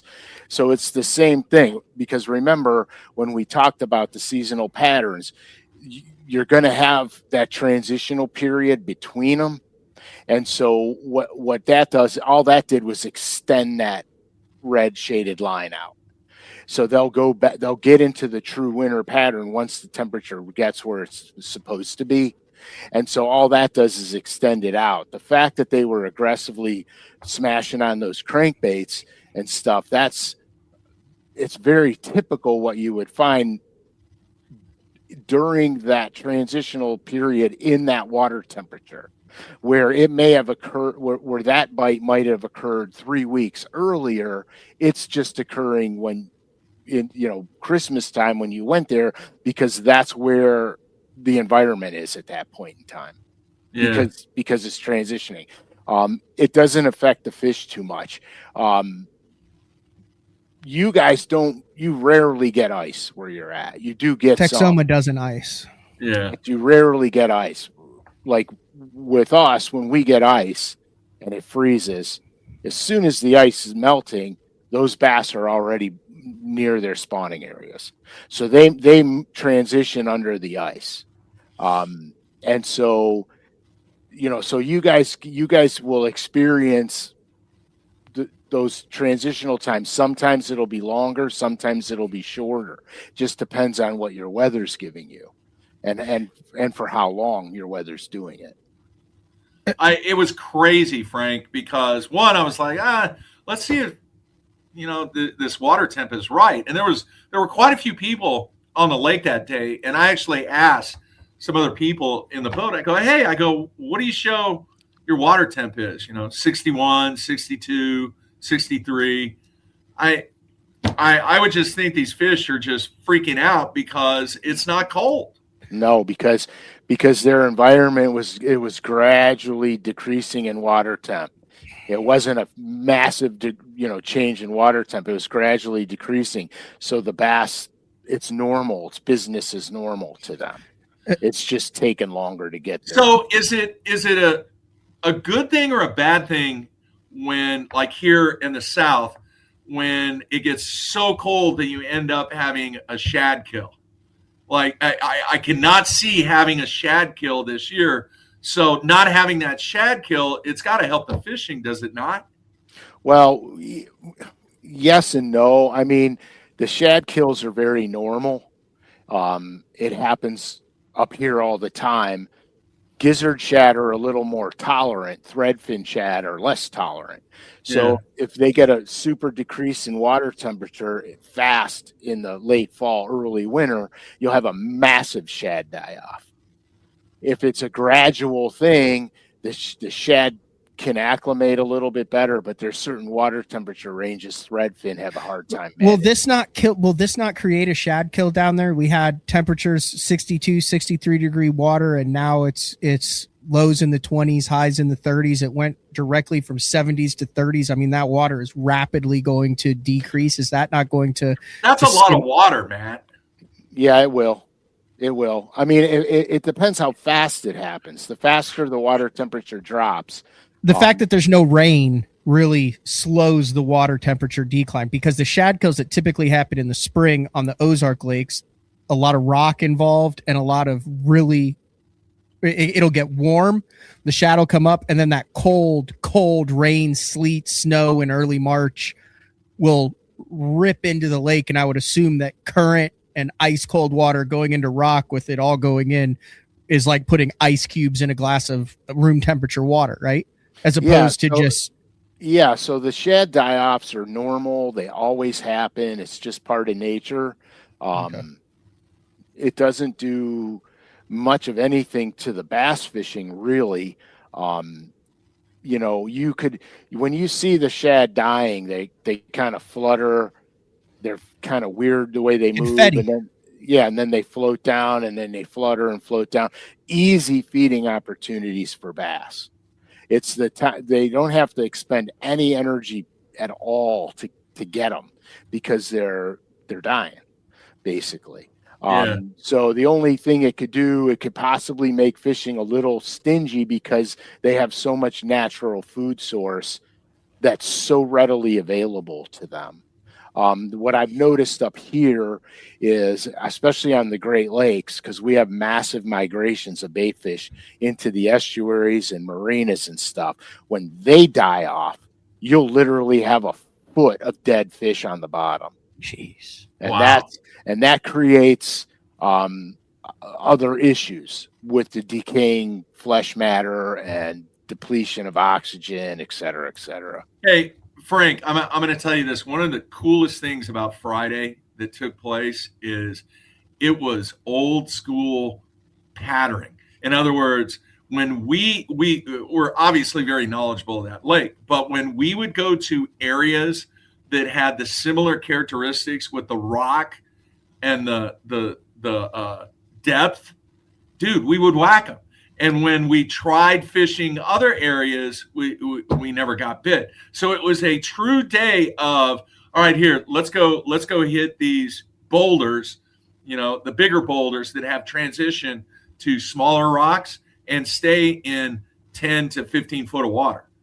Yeah, I mean that's what pattern fishing is. It was so much fun, dude. Yeah, it's awesome. So here's something that I thought was cool. So you talk about the old school with the red crankbaits, but I was impressed. I was impressed with the fact that you were mixing in the underspin. And all the years that I fished with you, the time that I've known with you, Frank, I think, is one of the biggest guys in the industry when it comes to being open-minded to new techniques, new technology, employing what you've learned over 50 years of fishing, and then utilizing the new stuff, whether it's a jig and minnow or a new jerk bait or crankbait or something. But you have mentioned, Mark, over the last year, the underspin. I don't think you had ever thrown an underspin before a couple years ago, and now it's like one of your go-to baits. It is. And I've discovered at Texoma, because that's been the primary place that we've caught them on that, and another small lake that's not too far from here. But at Texoma, the versatility in throwing the quarter ounce all the way up to the 8 or to the half ounce, and utilizing maybe not even the right way. Maybe this is, you tell me, Frank, maybe I'm fishing it not even the way you're supposed to fish it. Are you catching fish the way you're doing it? But the way that we're using it is we're always making contact with the structure. Always. Yeah, that's all right. And we're not like trying to we're not scoping, we're not seeing them or anything like that. But a lot of 45-degree angle kind of casting, and then you're crossing the boundary where that structure is, not parallel with it, but more of it a 45-degree angle to where you have access to the different depths of where the structure is. But the biggest thing is you have to make contact with that structure. At least that's how we're catching them. I mean, yeah, but it's not wrong. You're catching fish. I mean, it's only wrong if you're not catching fish. Yeah. You know what I mean? I mean, you could drag them on the bottom like a football jig. You could swim them mid-water column, depending on what the bass are doing. You were clearly catching bass banging the rocks with the crankbait. So theoretically, why wouldn't you catch them banging the rocks with an underspin? You know what I mean? The first time I ever threw an underspin was on Smith Lake in Alabama. And I saw fish suspending on my 2D sonar. And I had been catching fish out of deep brush piles with a Hopkins spoon. And so I put an underspin on with a super fluke body and dropped it straight down off the boat, watched it go down on my graph, and then just yo-yoed it through the schools and was catching spotted bass like that. Today, you would live scope them and throw a jig and minnow or an underspin on them, depending on how aggressive they are or were. So the only wrong way to fish a lure is when you're not catching fish on it. So, You know, Jack actually asked a pretty good question, and I was like, well, yeah, I think it'd work. He said, what would the underspin be like in during the shad spawn? yeah, I don't see why it wouldn't work unless you were fishing some form of cover that wouldn't allow you to get the underspin through it. Yeah. But if you're paralleling retaining walls and riprap, grass edges, the underspin would work as effective or more effective than a spinnerbait under those conditions. Now, the thing that I would try to do during the shad spawn is make my bait stand out more. So I might throw a minnow on it that has chartreuse on it or higher contrast than the surrounding bait fish, just so it would stand out a little bit better. But other than that, I mean, you know, it's a shad spawn, so any shad representation clearly is going to get the attention of the bass. Yeah. Frank, it was so much fun, dude. I mean, patterning fish like that is just insane. Yeah, I mean, that's when you're doing it right. That's exactly what it's like when you're doing it right. You guys had a good day, man. Oh, it was fun, man. It's fun. I'm trying to find a place down there, man. I'm trying to find some land. You can't find any. Yeah, good luck, dude. Because of the core. There's so much core land. Yeah, but that's every lake, dude. That's why it's so expensive to have a place by a lake, because there's only so much land available. They can't make any more of it. The only thing they could do is make more lakes. Come on with me, make more lakes. Just made one in Texas. We need to make them here. I just made a big one. God, I'm not gonna lie, guys. I'm pretty mentally exhausted right now. You got to suck it up there, man. It's been a week since we've done a show. We come back in for an hour and 45-minute banger. Why is everybody yelling? By the way, the T-shirts, let Mark bowl. Let's get that going. By the way, Mark started his own collegiate bowling tour, isn't it? Or is it? What would you describe? That's my next. You know me, Frank, man. I'm never satisfied with the status quo. What is the website, Mark? That's because there's no status quo, man. Yeah, thecbaa.com. Are you going to pull it up? Yeah. He's trying to basically redefine collegiate bowling. Yeah, it's not just me. I mean, there's a lot of coaches that are wanting to make the sport better, and the same thing's being done for the last 50 years. And I've had this idea for over 2 years, and it's finally coming to we're going to do it. We've tested it. We've had these school versus school matches, and we're trying to make the sport better. The reality of this, and Frank, you're familiar with this with your son.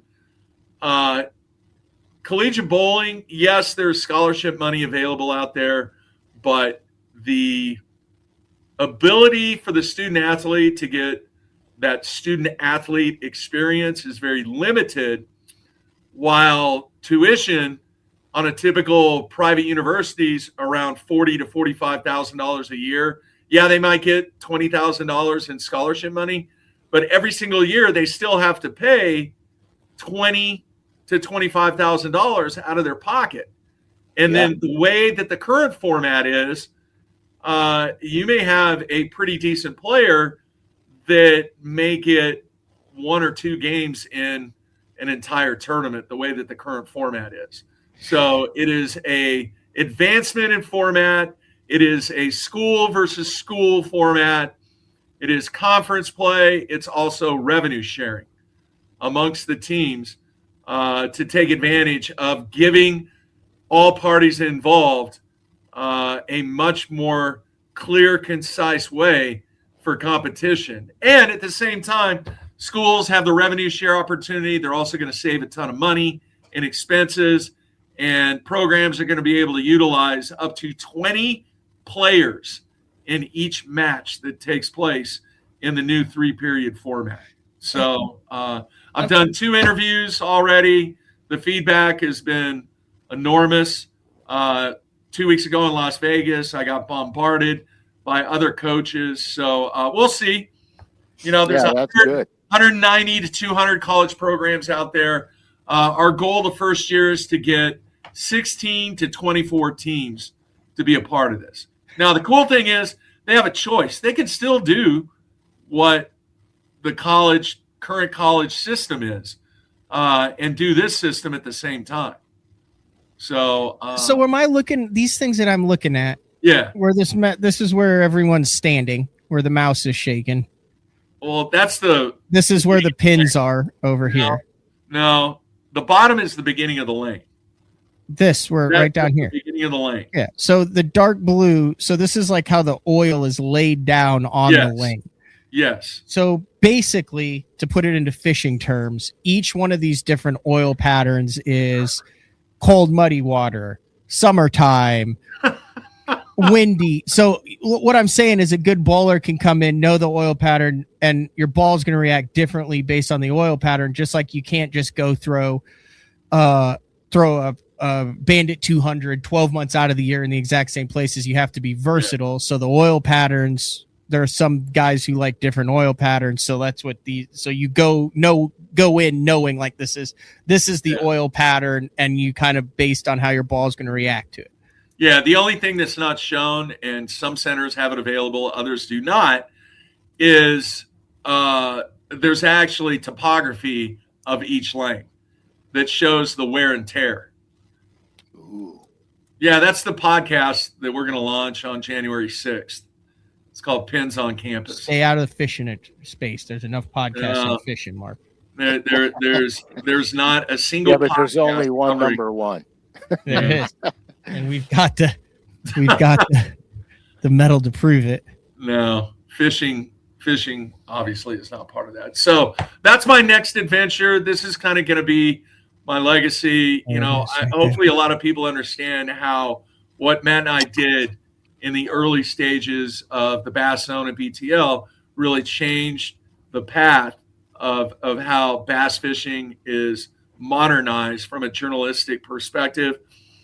Hey, this is going to be my last jaunt. I'm going to try to do the same thing to make college bowling better.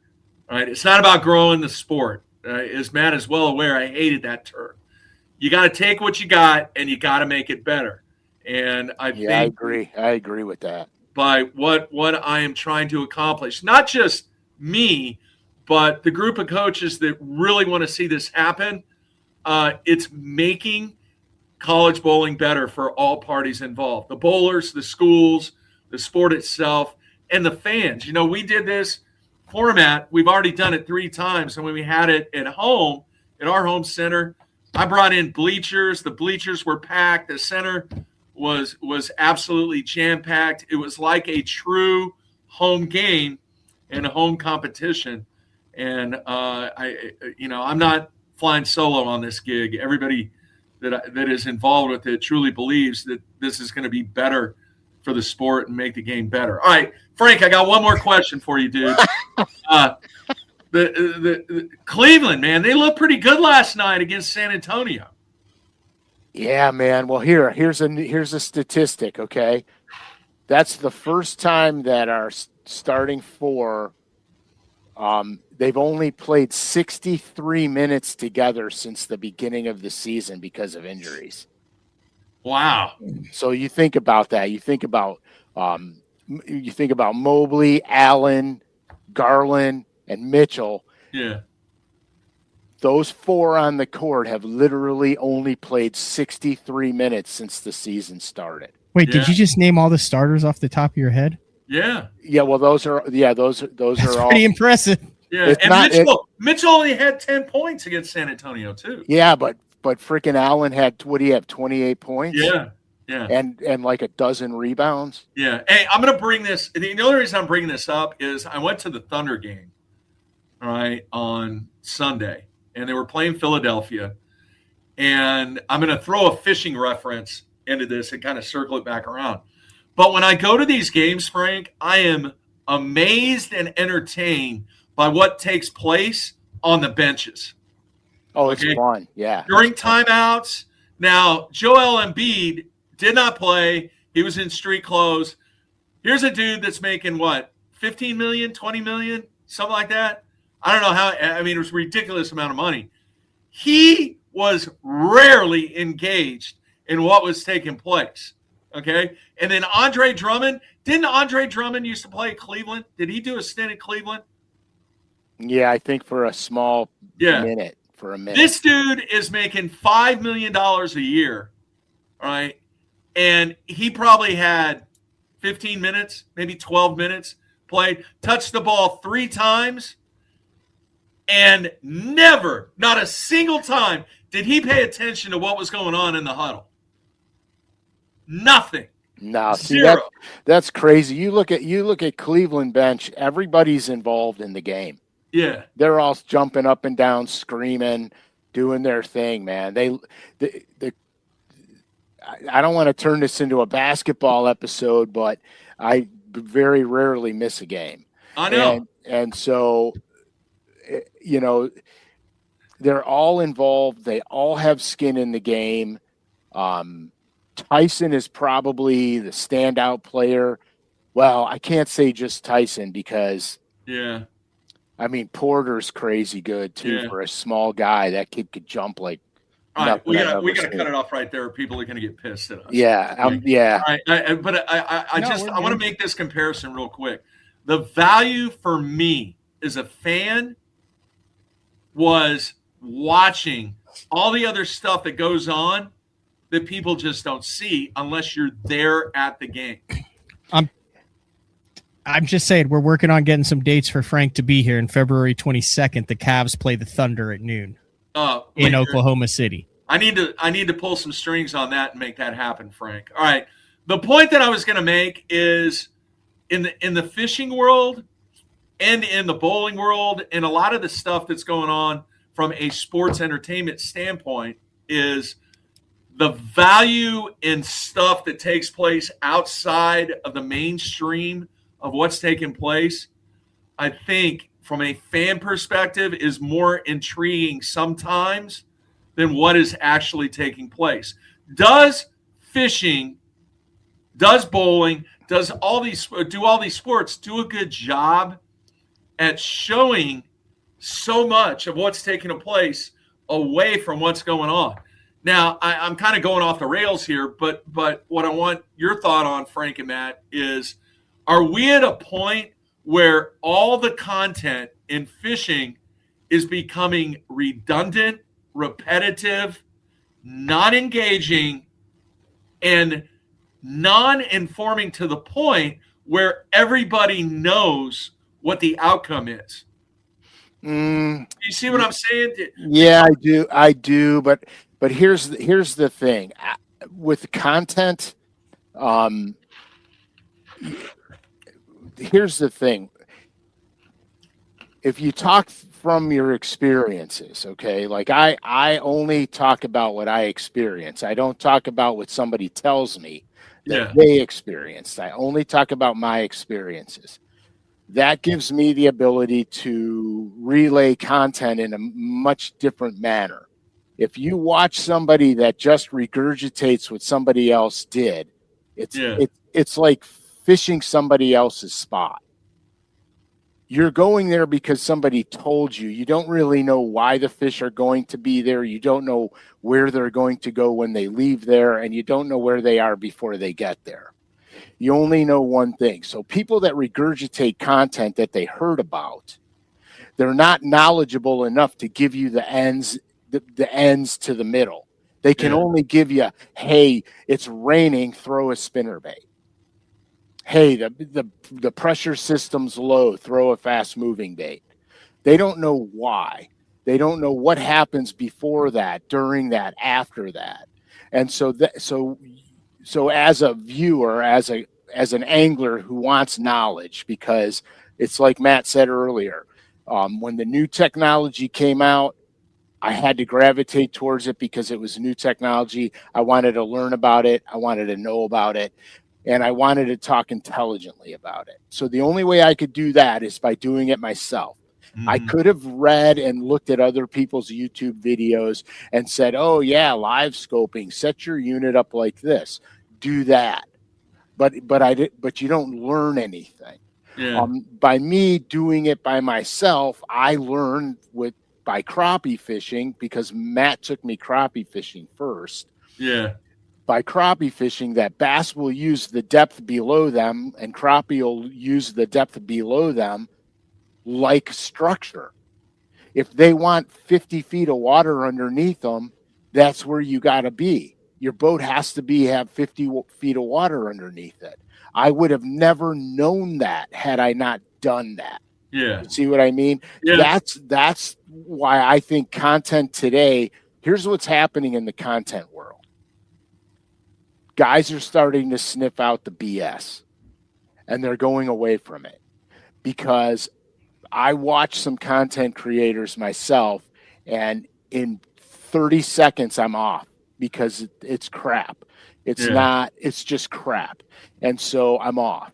And so what I think now is happening with content in our sport is the guys that are doing and the legitimate work and giving the legitimate content are getting the listeners, getting the people that want to grow and learn in this industry. The stuff that happens out of the scene, okay, behind the scenes, that's interesting stuff. It's almost like documentary.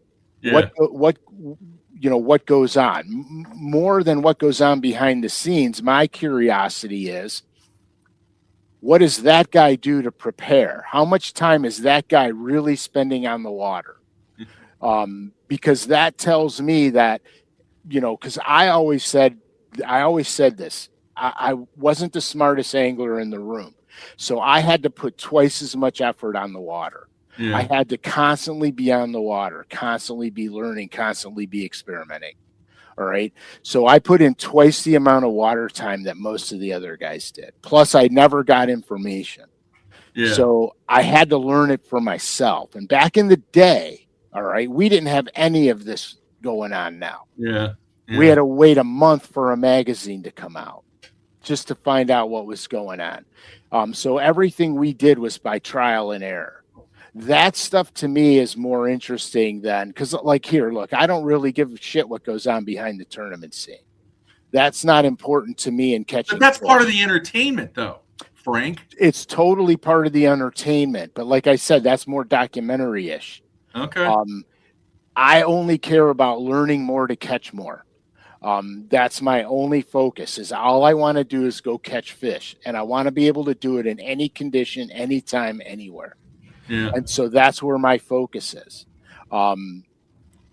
So that's kind of where I think this is going right now. No, I get it. It's I have seen a lot of stuff that has shown up on my feed where they're taking somebody else's content and actually making money off of somebody else's work. Yeah, it's called plagiarism. I mean, come on, guys. Seriously? But here's the thing, Mark. Okay, so we talk about fishing all the time, right? Seasonal patterns never change. Early spring red crankbait fishing has been around forever. Yeah. You know what I mean? There's certain things that are here.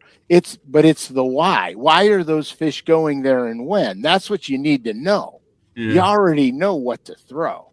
You just got to know why they're going there. It's like you experienced 63-degree water temperature the day after Christmas and was amazed at the amount of fish you caught. But the reality is the whole system was slowed down. So what happened in December 26th for you might normally happen in December 5th. You see what I mean? When conditions are normal. And so everything's predicated on, water temperature, season. The lengths change. Yeah. The behavior of the animal doesn't change. The lengths change. And with live scope, we learn more about bass behavior since the advent of live scope than we ever have. Yeah. And it's not the fact that I can see the fish and throw a minnow at the fish. Because I've been catching them off my graph on 2D sonar my entire life. That never has changed. So where we used to have to do it straight down, now we can do it in front of us. But what we're learning now is the animal's behavior. We could see them react, not react, run away. You follow me?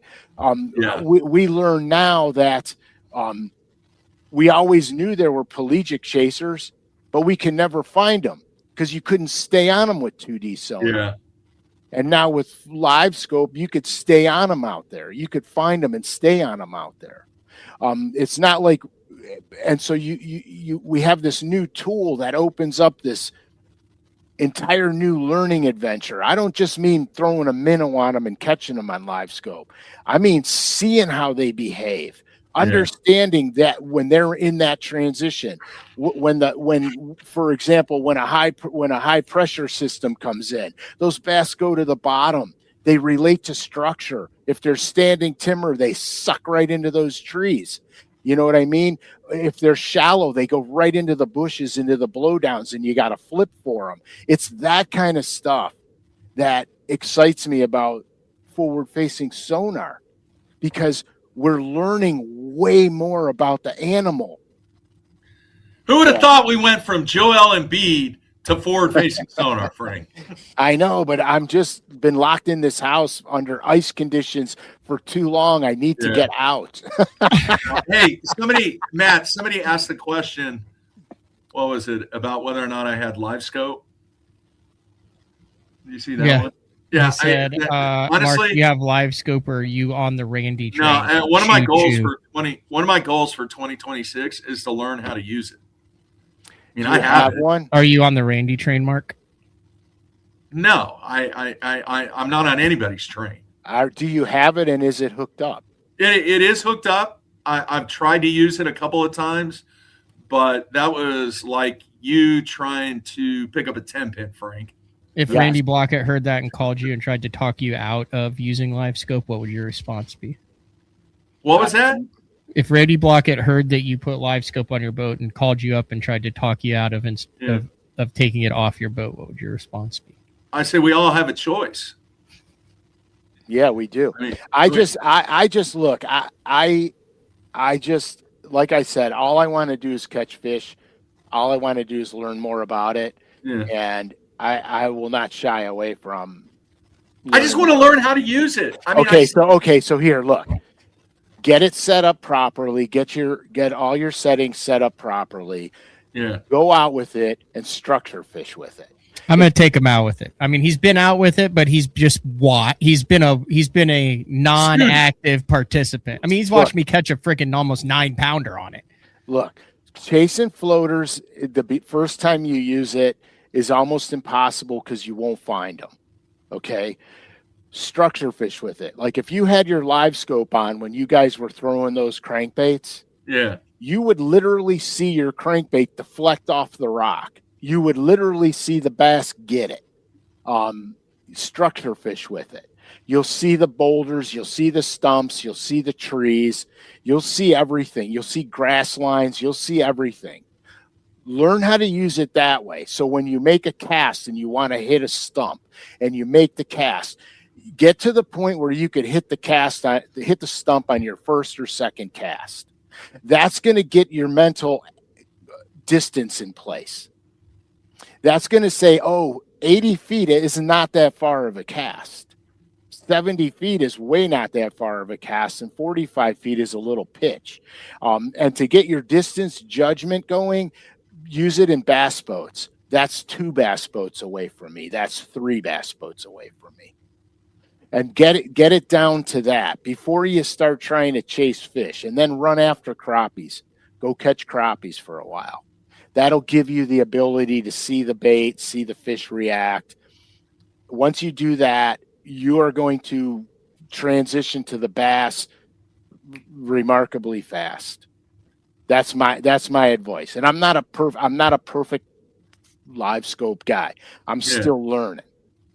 Yeah. No, Frank, Matt's going to take me out. I mean, the one time that I went out with it, he put on a clinic. And I just sat there and took notes as a student. But to go out and be able to repeat what Matt was accomplishing would take months of practicing. And from what I've seen, the guys that are on the water doing it a ton, you're going to get better at it. It's that way in anything, Frank. Yeah. Matt taught me all about it crappie fishing. I'm just going to tell you all right straight up.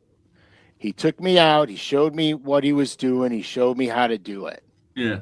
And for 1 year, that's all I did was crappie fish off of it and structure fished. Yeah. I didn't chase bass in open water. Now, if I saw one when I was structure fishing, I'd catch it.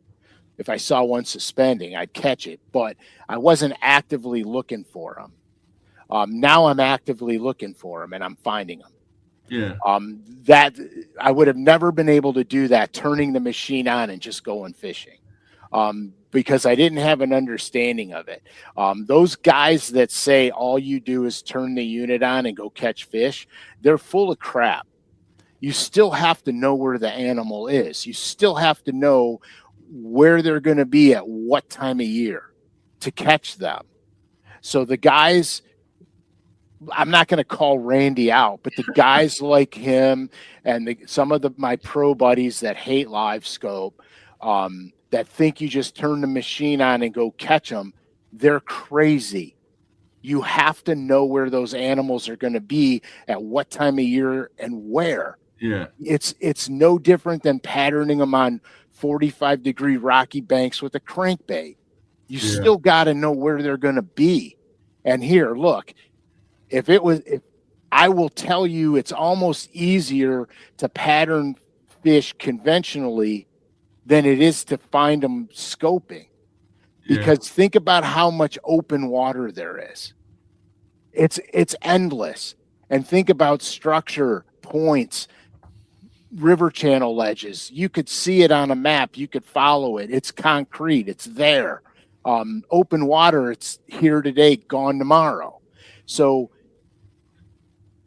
everybody needs to just cool their jets, man.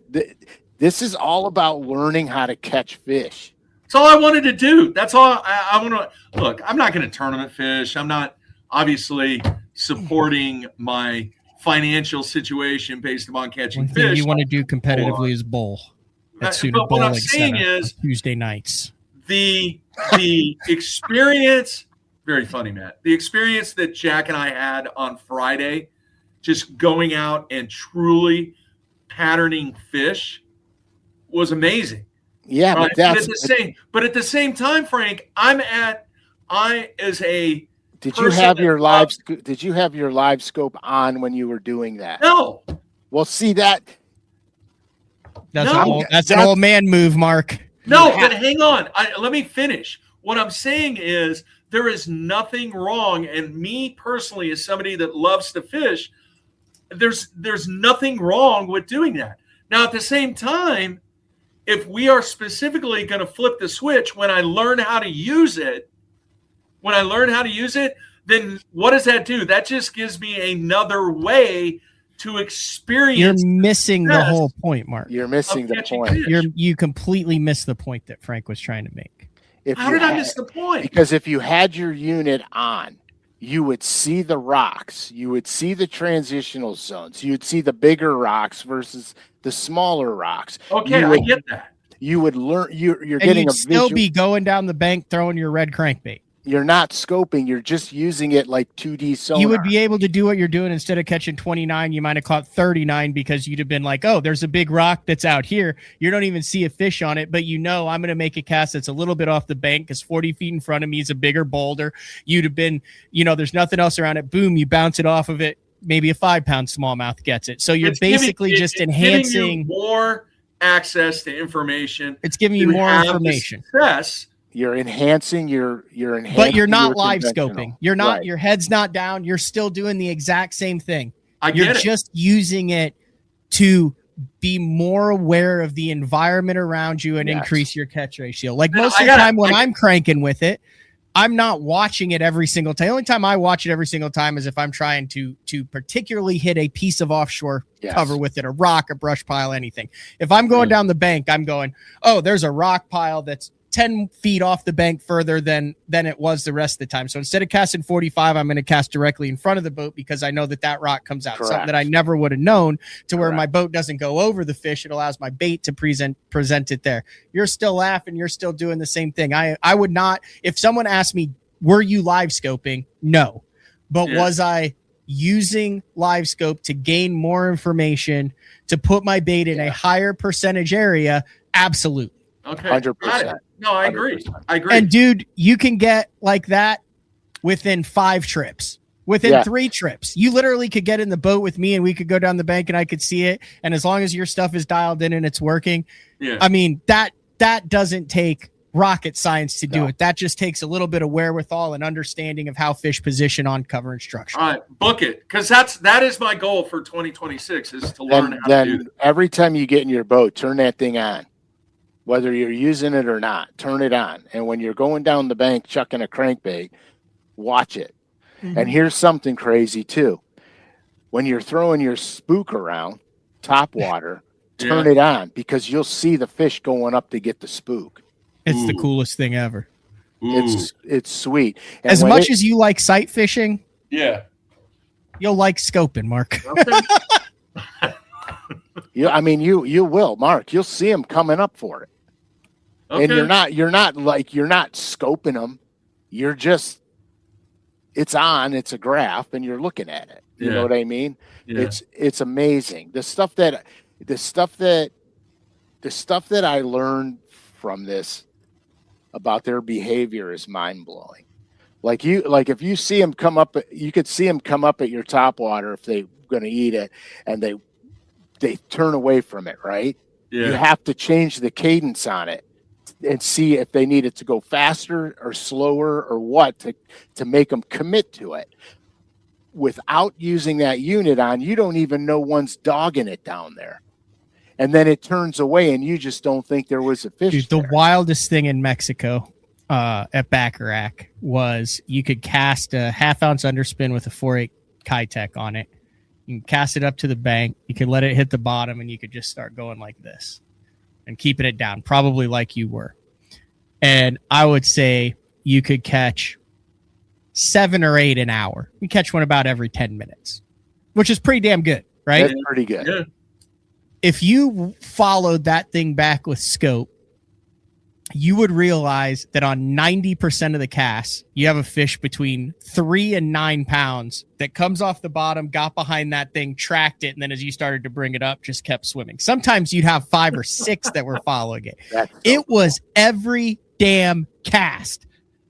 And you would have had no idea about that. That's when I kind of slowed down and was like, all right, well, if they're following that underspin, you pull them out and then you throw a minnow on them and boom, their bite ratio went through the roof. It went, pretty much catch what you want to one every 10 minutes. But it was so cool to watch those suckers. Like in Canada, when I had it there at that little lake that my family's been to for 50 years, I am probably the first person to ever have a fiberglass boat on that lake. I go around on these points, island, straight rock, Canadian lake. And, at first you cast a net or a drop shot and you'd see them come up and go down and it was every cast. Well, then, they'd be like 18, 20 feet down and I just was getting bored because you catch so damn many 3-pound smallmouth. I fired a damn pop-bar over it and I went bloop. And that whole freaking school that was on the bottom in 18 foot went, oh, that looks fun. And you just watch them go poof, poof, wow. poof. And then the crazy thing was, you'd hook one and you'd watch them come and just firework out under the boat. Wow. It was the coolest thing ever. Like the other cool thing is like, how many times have you been going down the bank and, behind you, this happens on Texoma a lot. You hear kapoo, kapoo, kapoo, shad flick and stuff. Yeah. Now you could just go, oh, look at that. It's National Geographic 7 feet under the surface. And now you go from maybe catching 1 to catching 15 or 20. It's there's so many cool things. The other thing that I find funny is Clay found your bowling and potato talk soothing and was all in, like agreeing with you on everything. Everyone else, blood pressure through the roof. Now Clay's blood pressure's through the roof. Everyone else is enjoying the show. You guys would get along famously. Hey, we're an equal opportunity annoyer. Yeah. Frank, you're Great coming. show. You're coming to Oklahoma City in February. I don't know. I've got No. that February 22nd won't work because I'll be headed to the Open, I believe. And, let me see. Yeah, no, I'm not coming there in February. Okay. He's coming here in January at some point. Hey, by the way, I did get a text from my guy in Maine. Oh And yeah. He gave all three of us an open invitation to come to Maine and experience smallmouth fishing at the one lake that I didn't get to go to. Were there yellow perch in that lake? Yes. Screw the smallmouth. Yes. Yes. And I know you don't fly. I know you don't like flying, Frank, but that would be a cool summer trip. I have released it before. I'm fishing the 4 opens because I have some level of self-hate. Yeah. All right. $1. Frank, who's going to win the college football national championship? Who you got? I got to go Ohio State. Okay. Matt?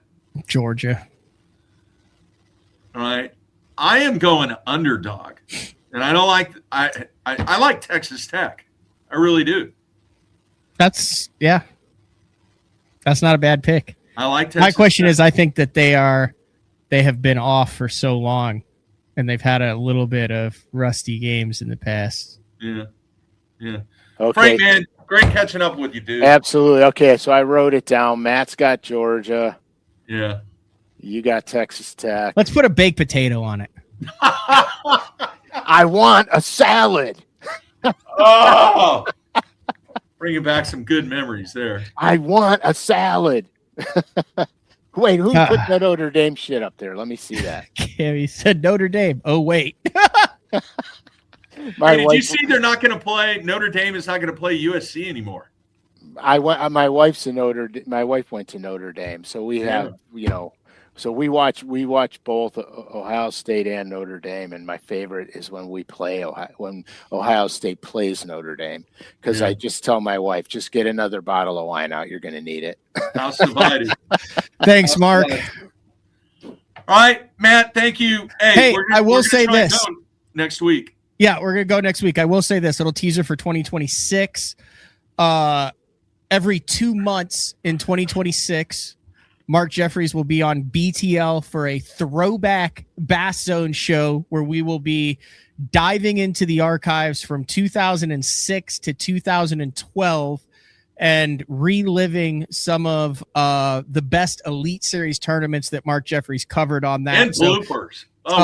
Those will be evening shows. They'll have sponsor giveaways. It'll have videos from 2006 to 2010 in there. There'll be analysis. The anglers who were part of those tournaments will also be a part of those shows in the evening. So 6 shows with Mark Jeffries next year.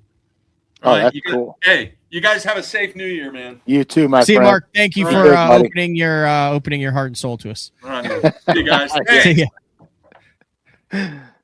I don't know what else you can say about that, Frank. There's always something else.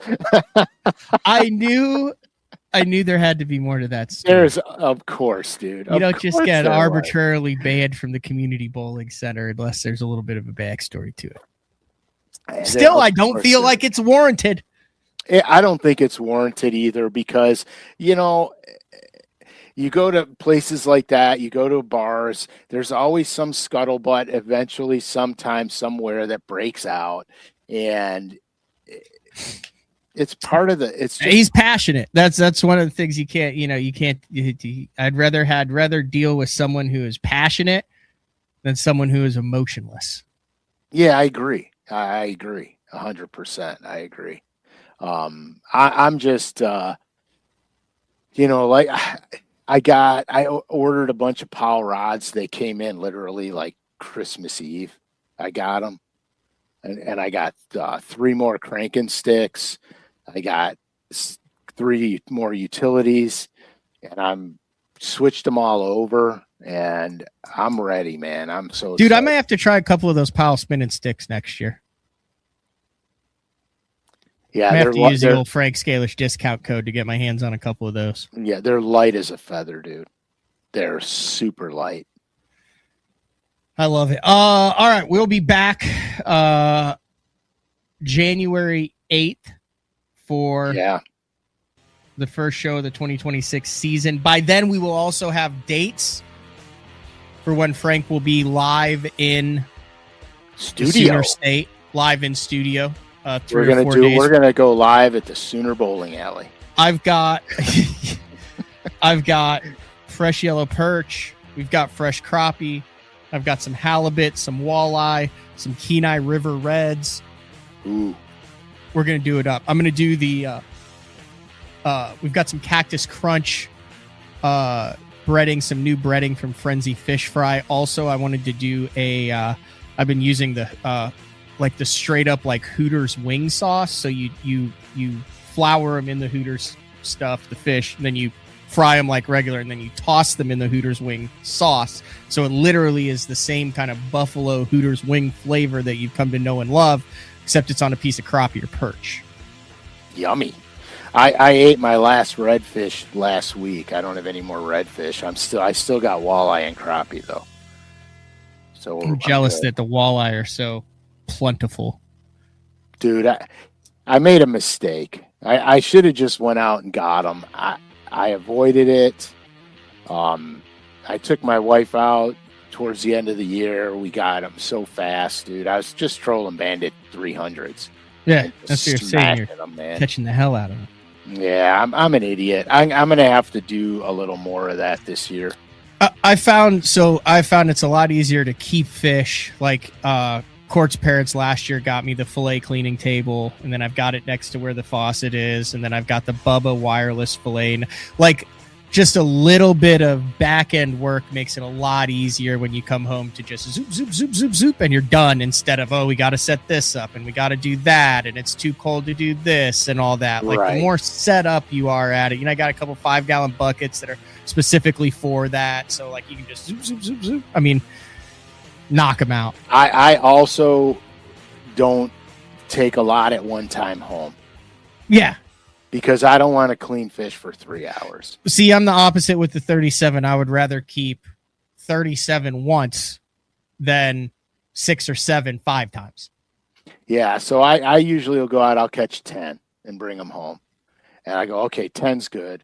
And then, I might go out another 2 weeks later and catch 10 more. Which almost burned me this winter because we froze so early. I was putting it off till later because you know how good it gets in the winter, crappie, and then we froze and I didn't get a chance to go, and now I won't have enough crappie to get through the winter. So that kind of bums me out. I think we set a record for the longest day 4 in the last show of the year. Hey, why not? Happy New Year, Frank. Thank you very much. Happy New Year, all our viewers, all of our listeners. We love it. We love hearing from you guys. Great little pop-up show today. So we'll talk to everybody in 2026. See ya. See ya.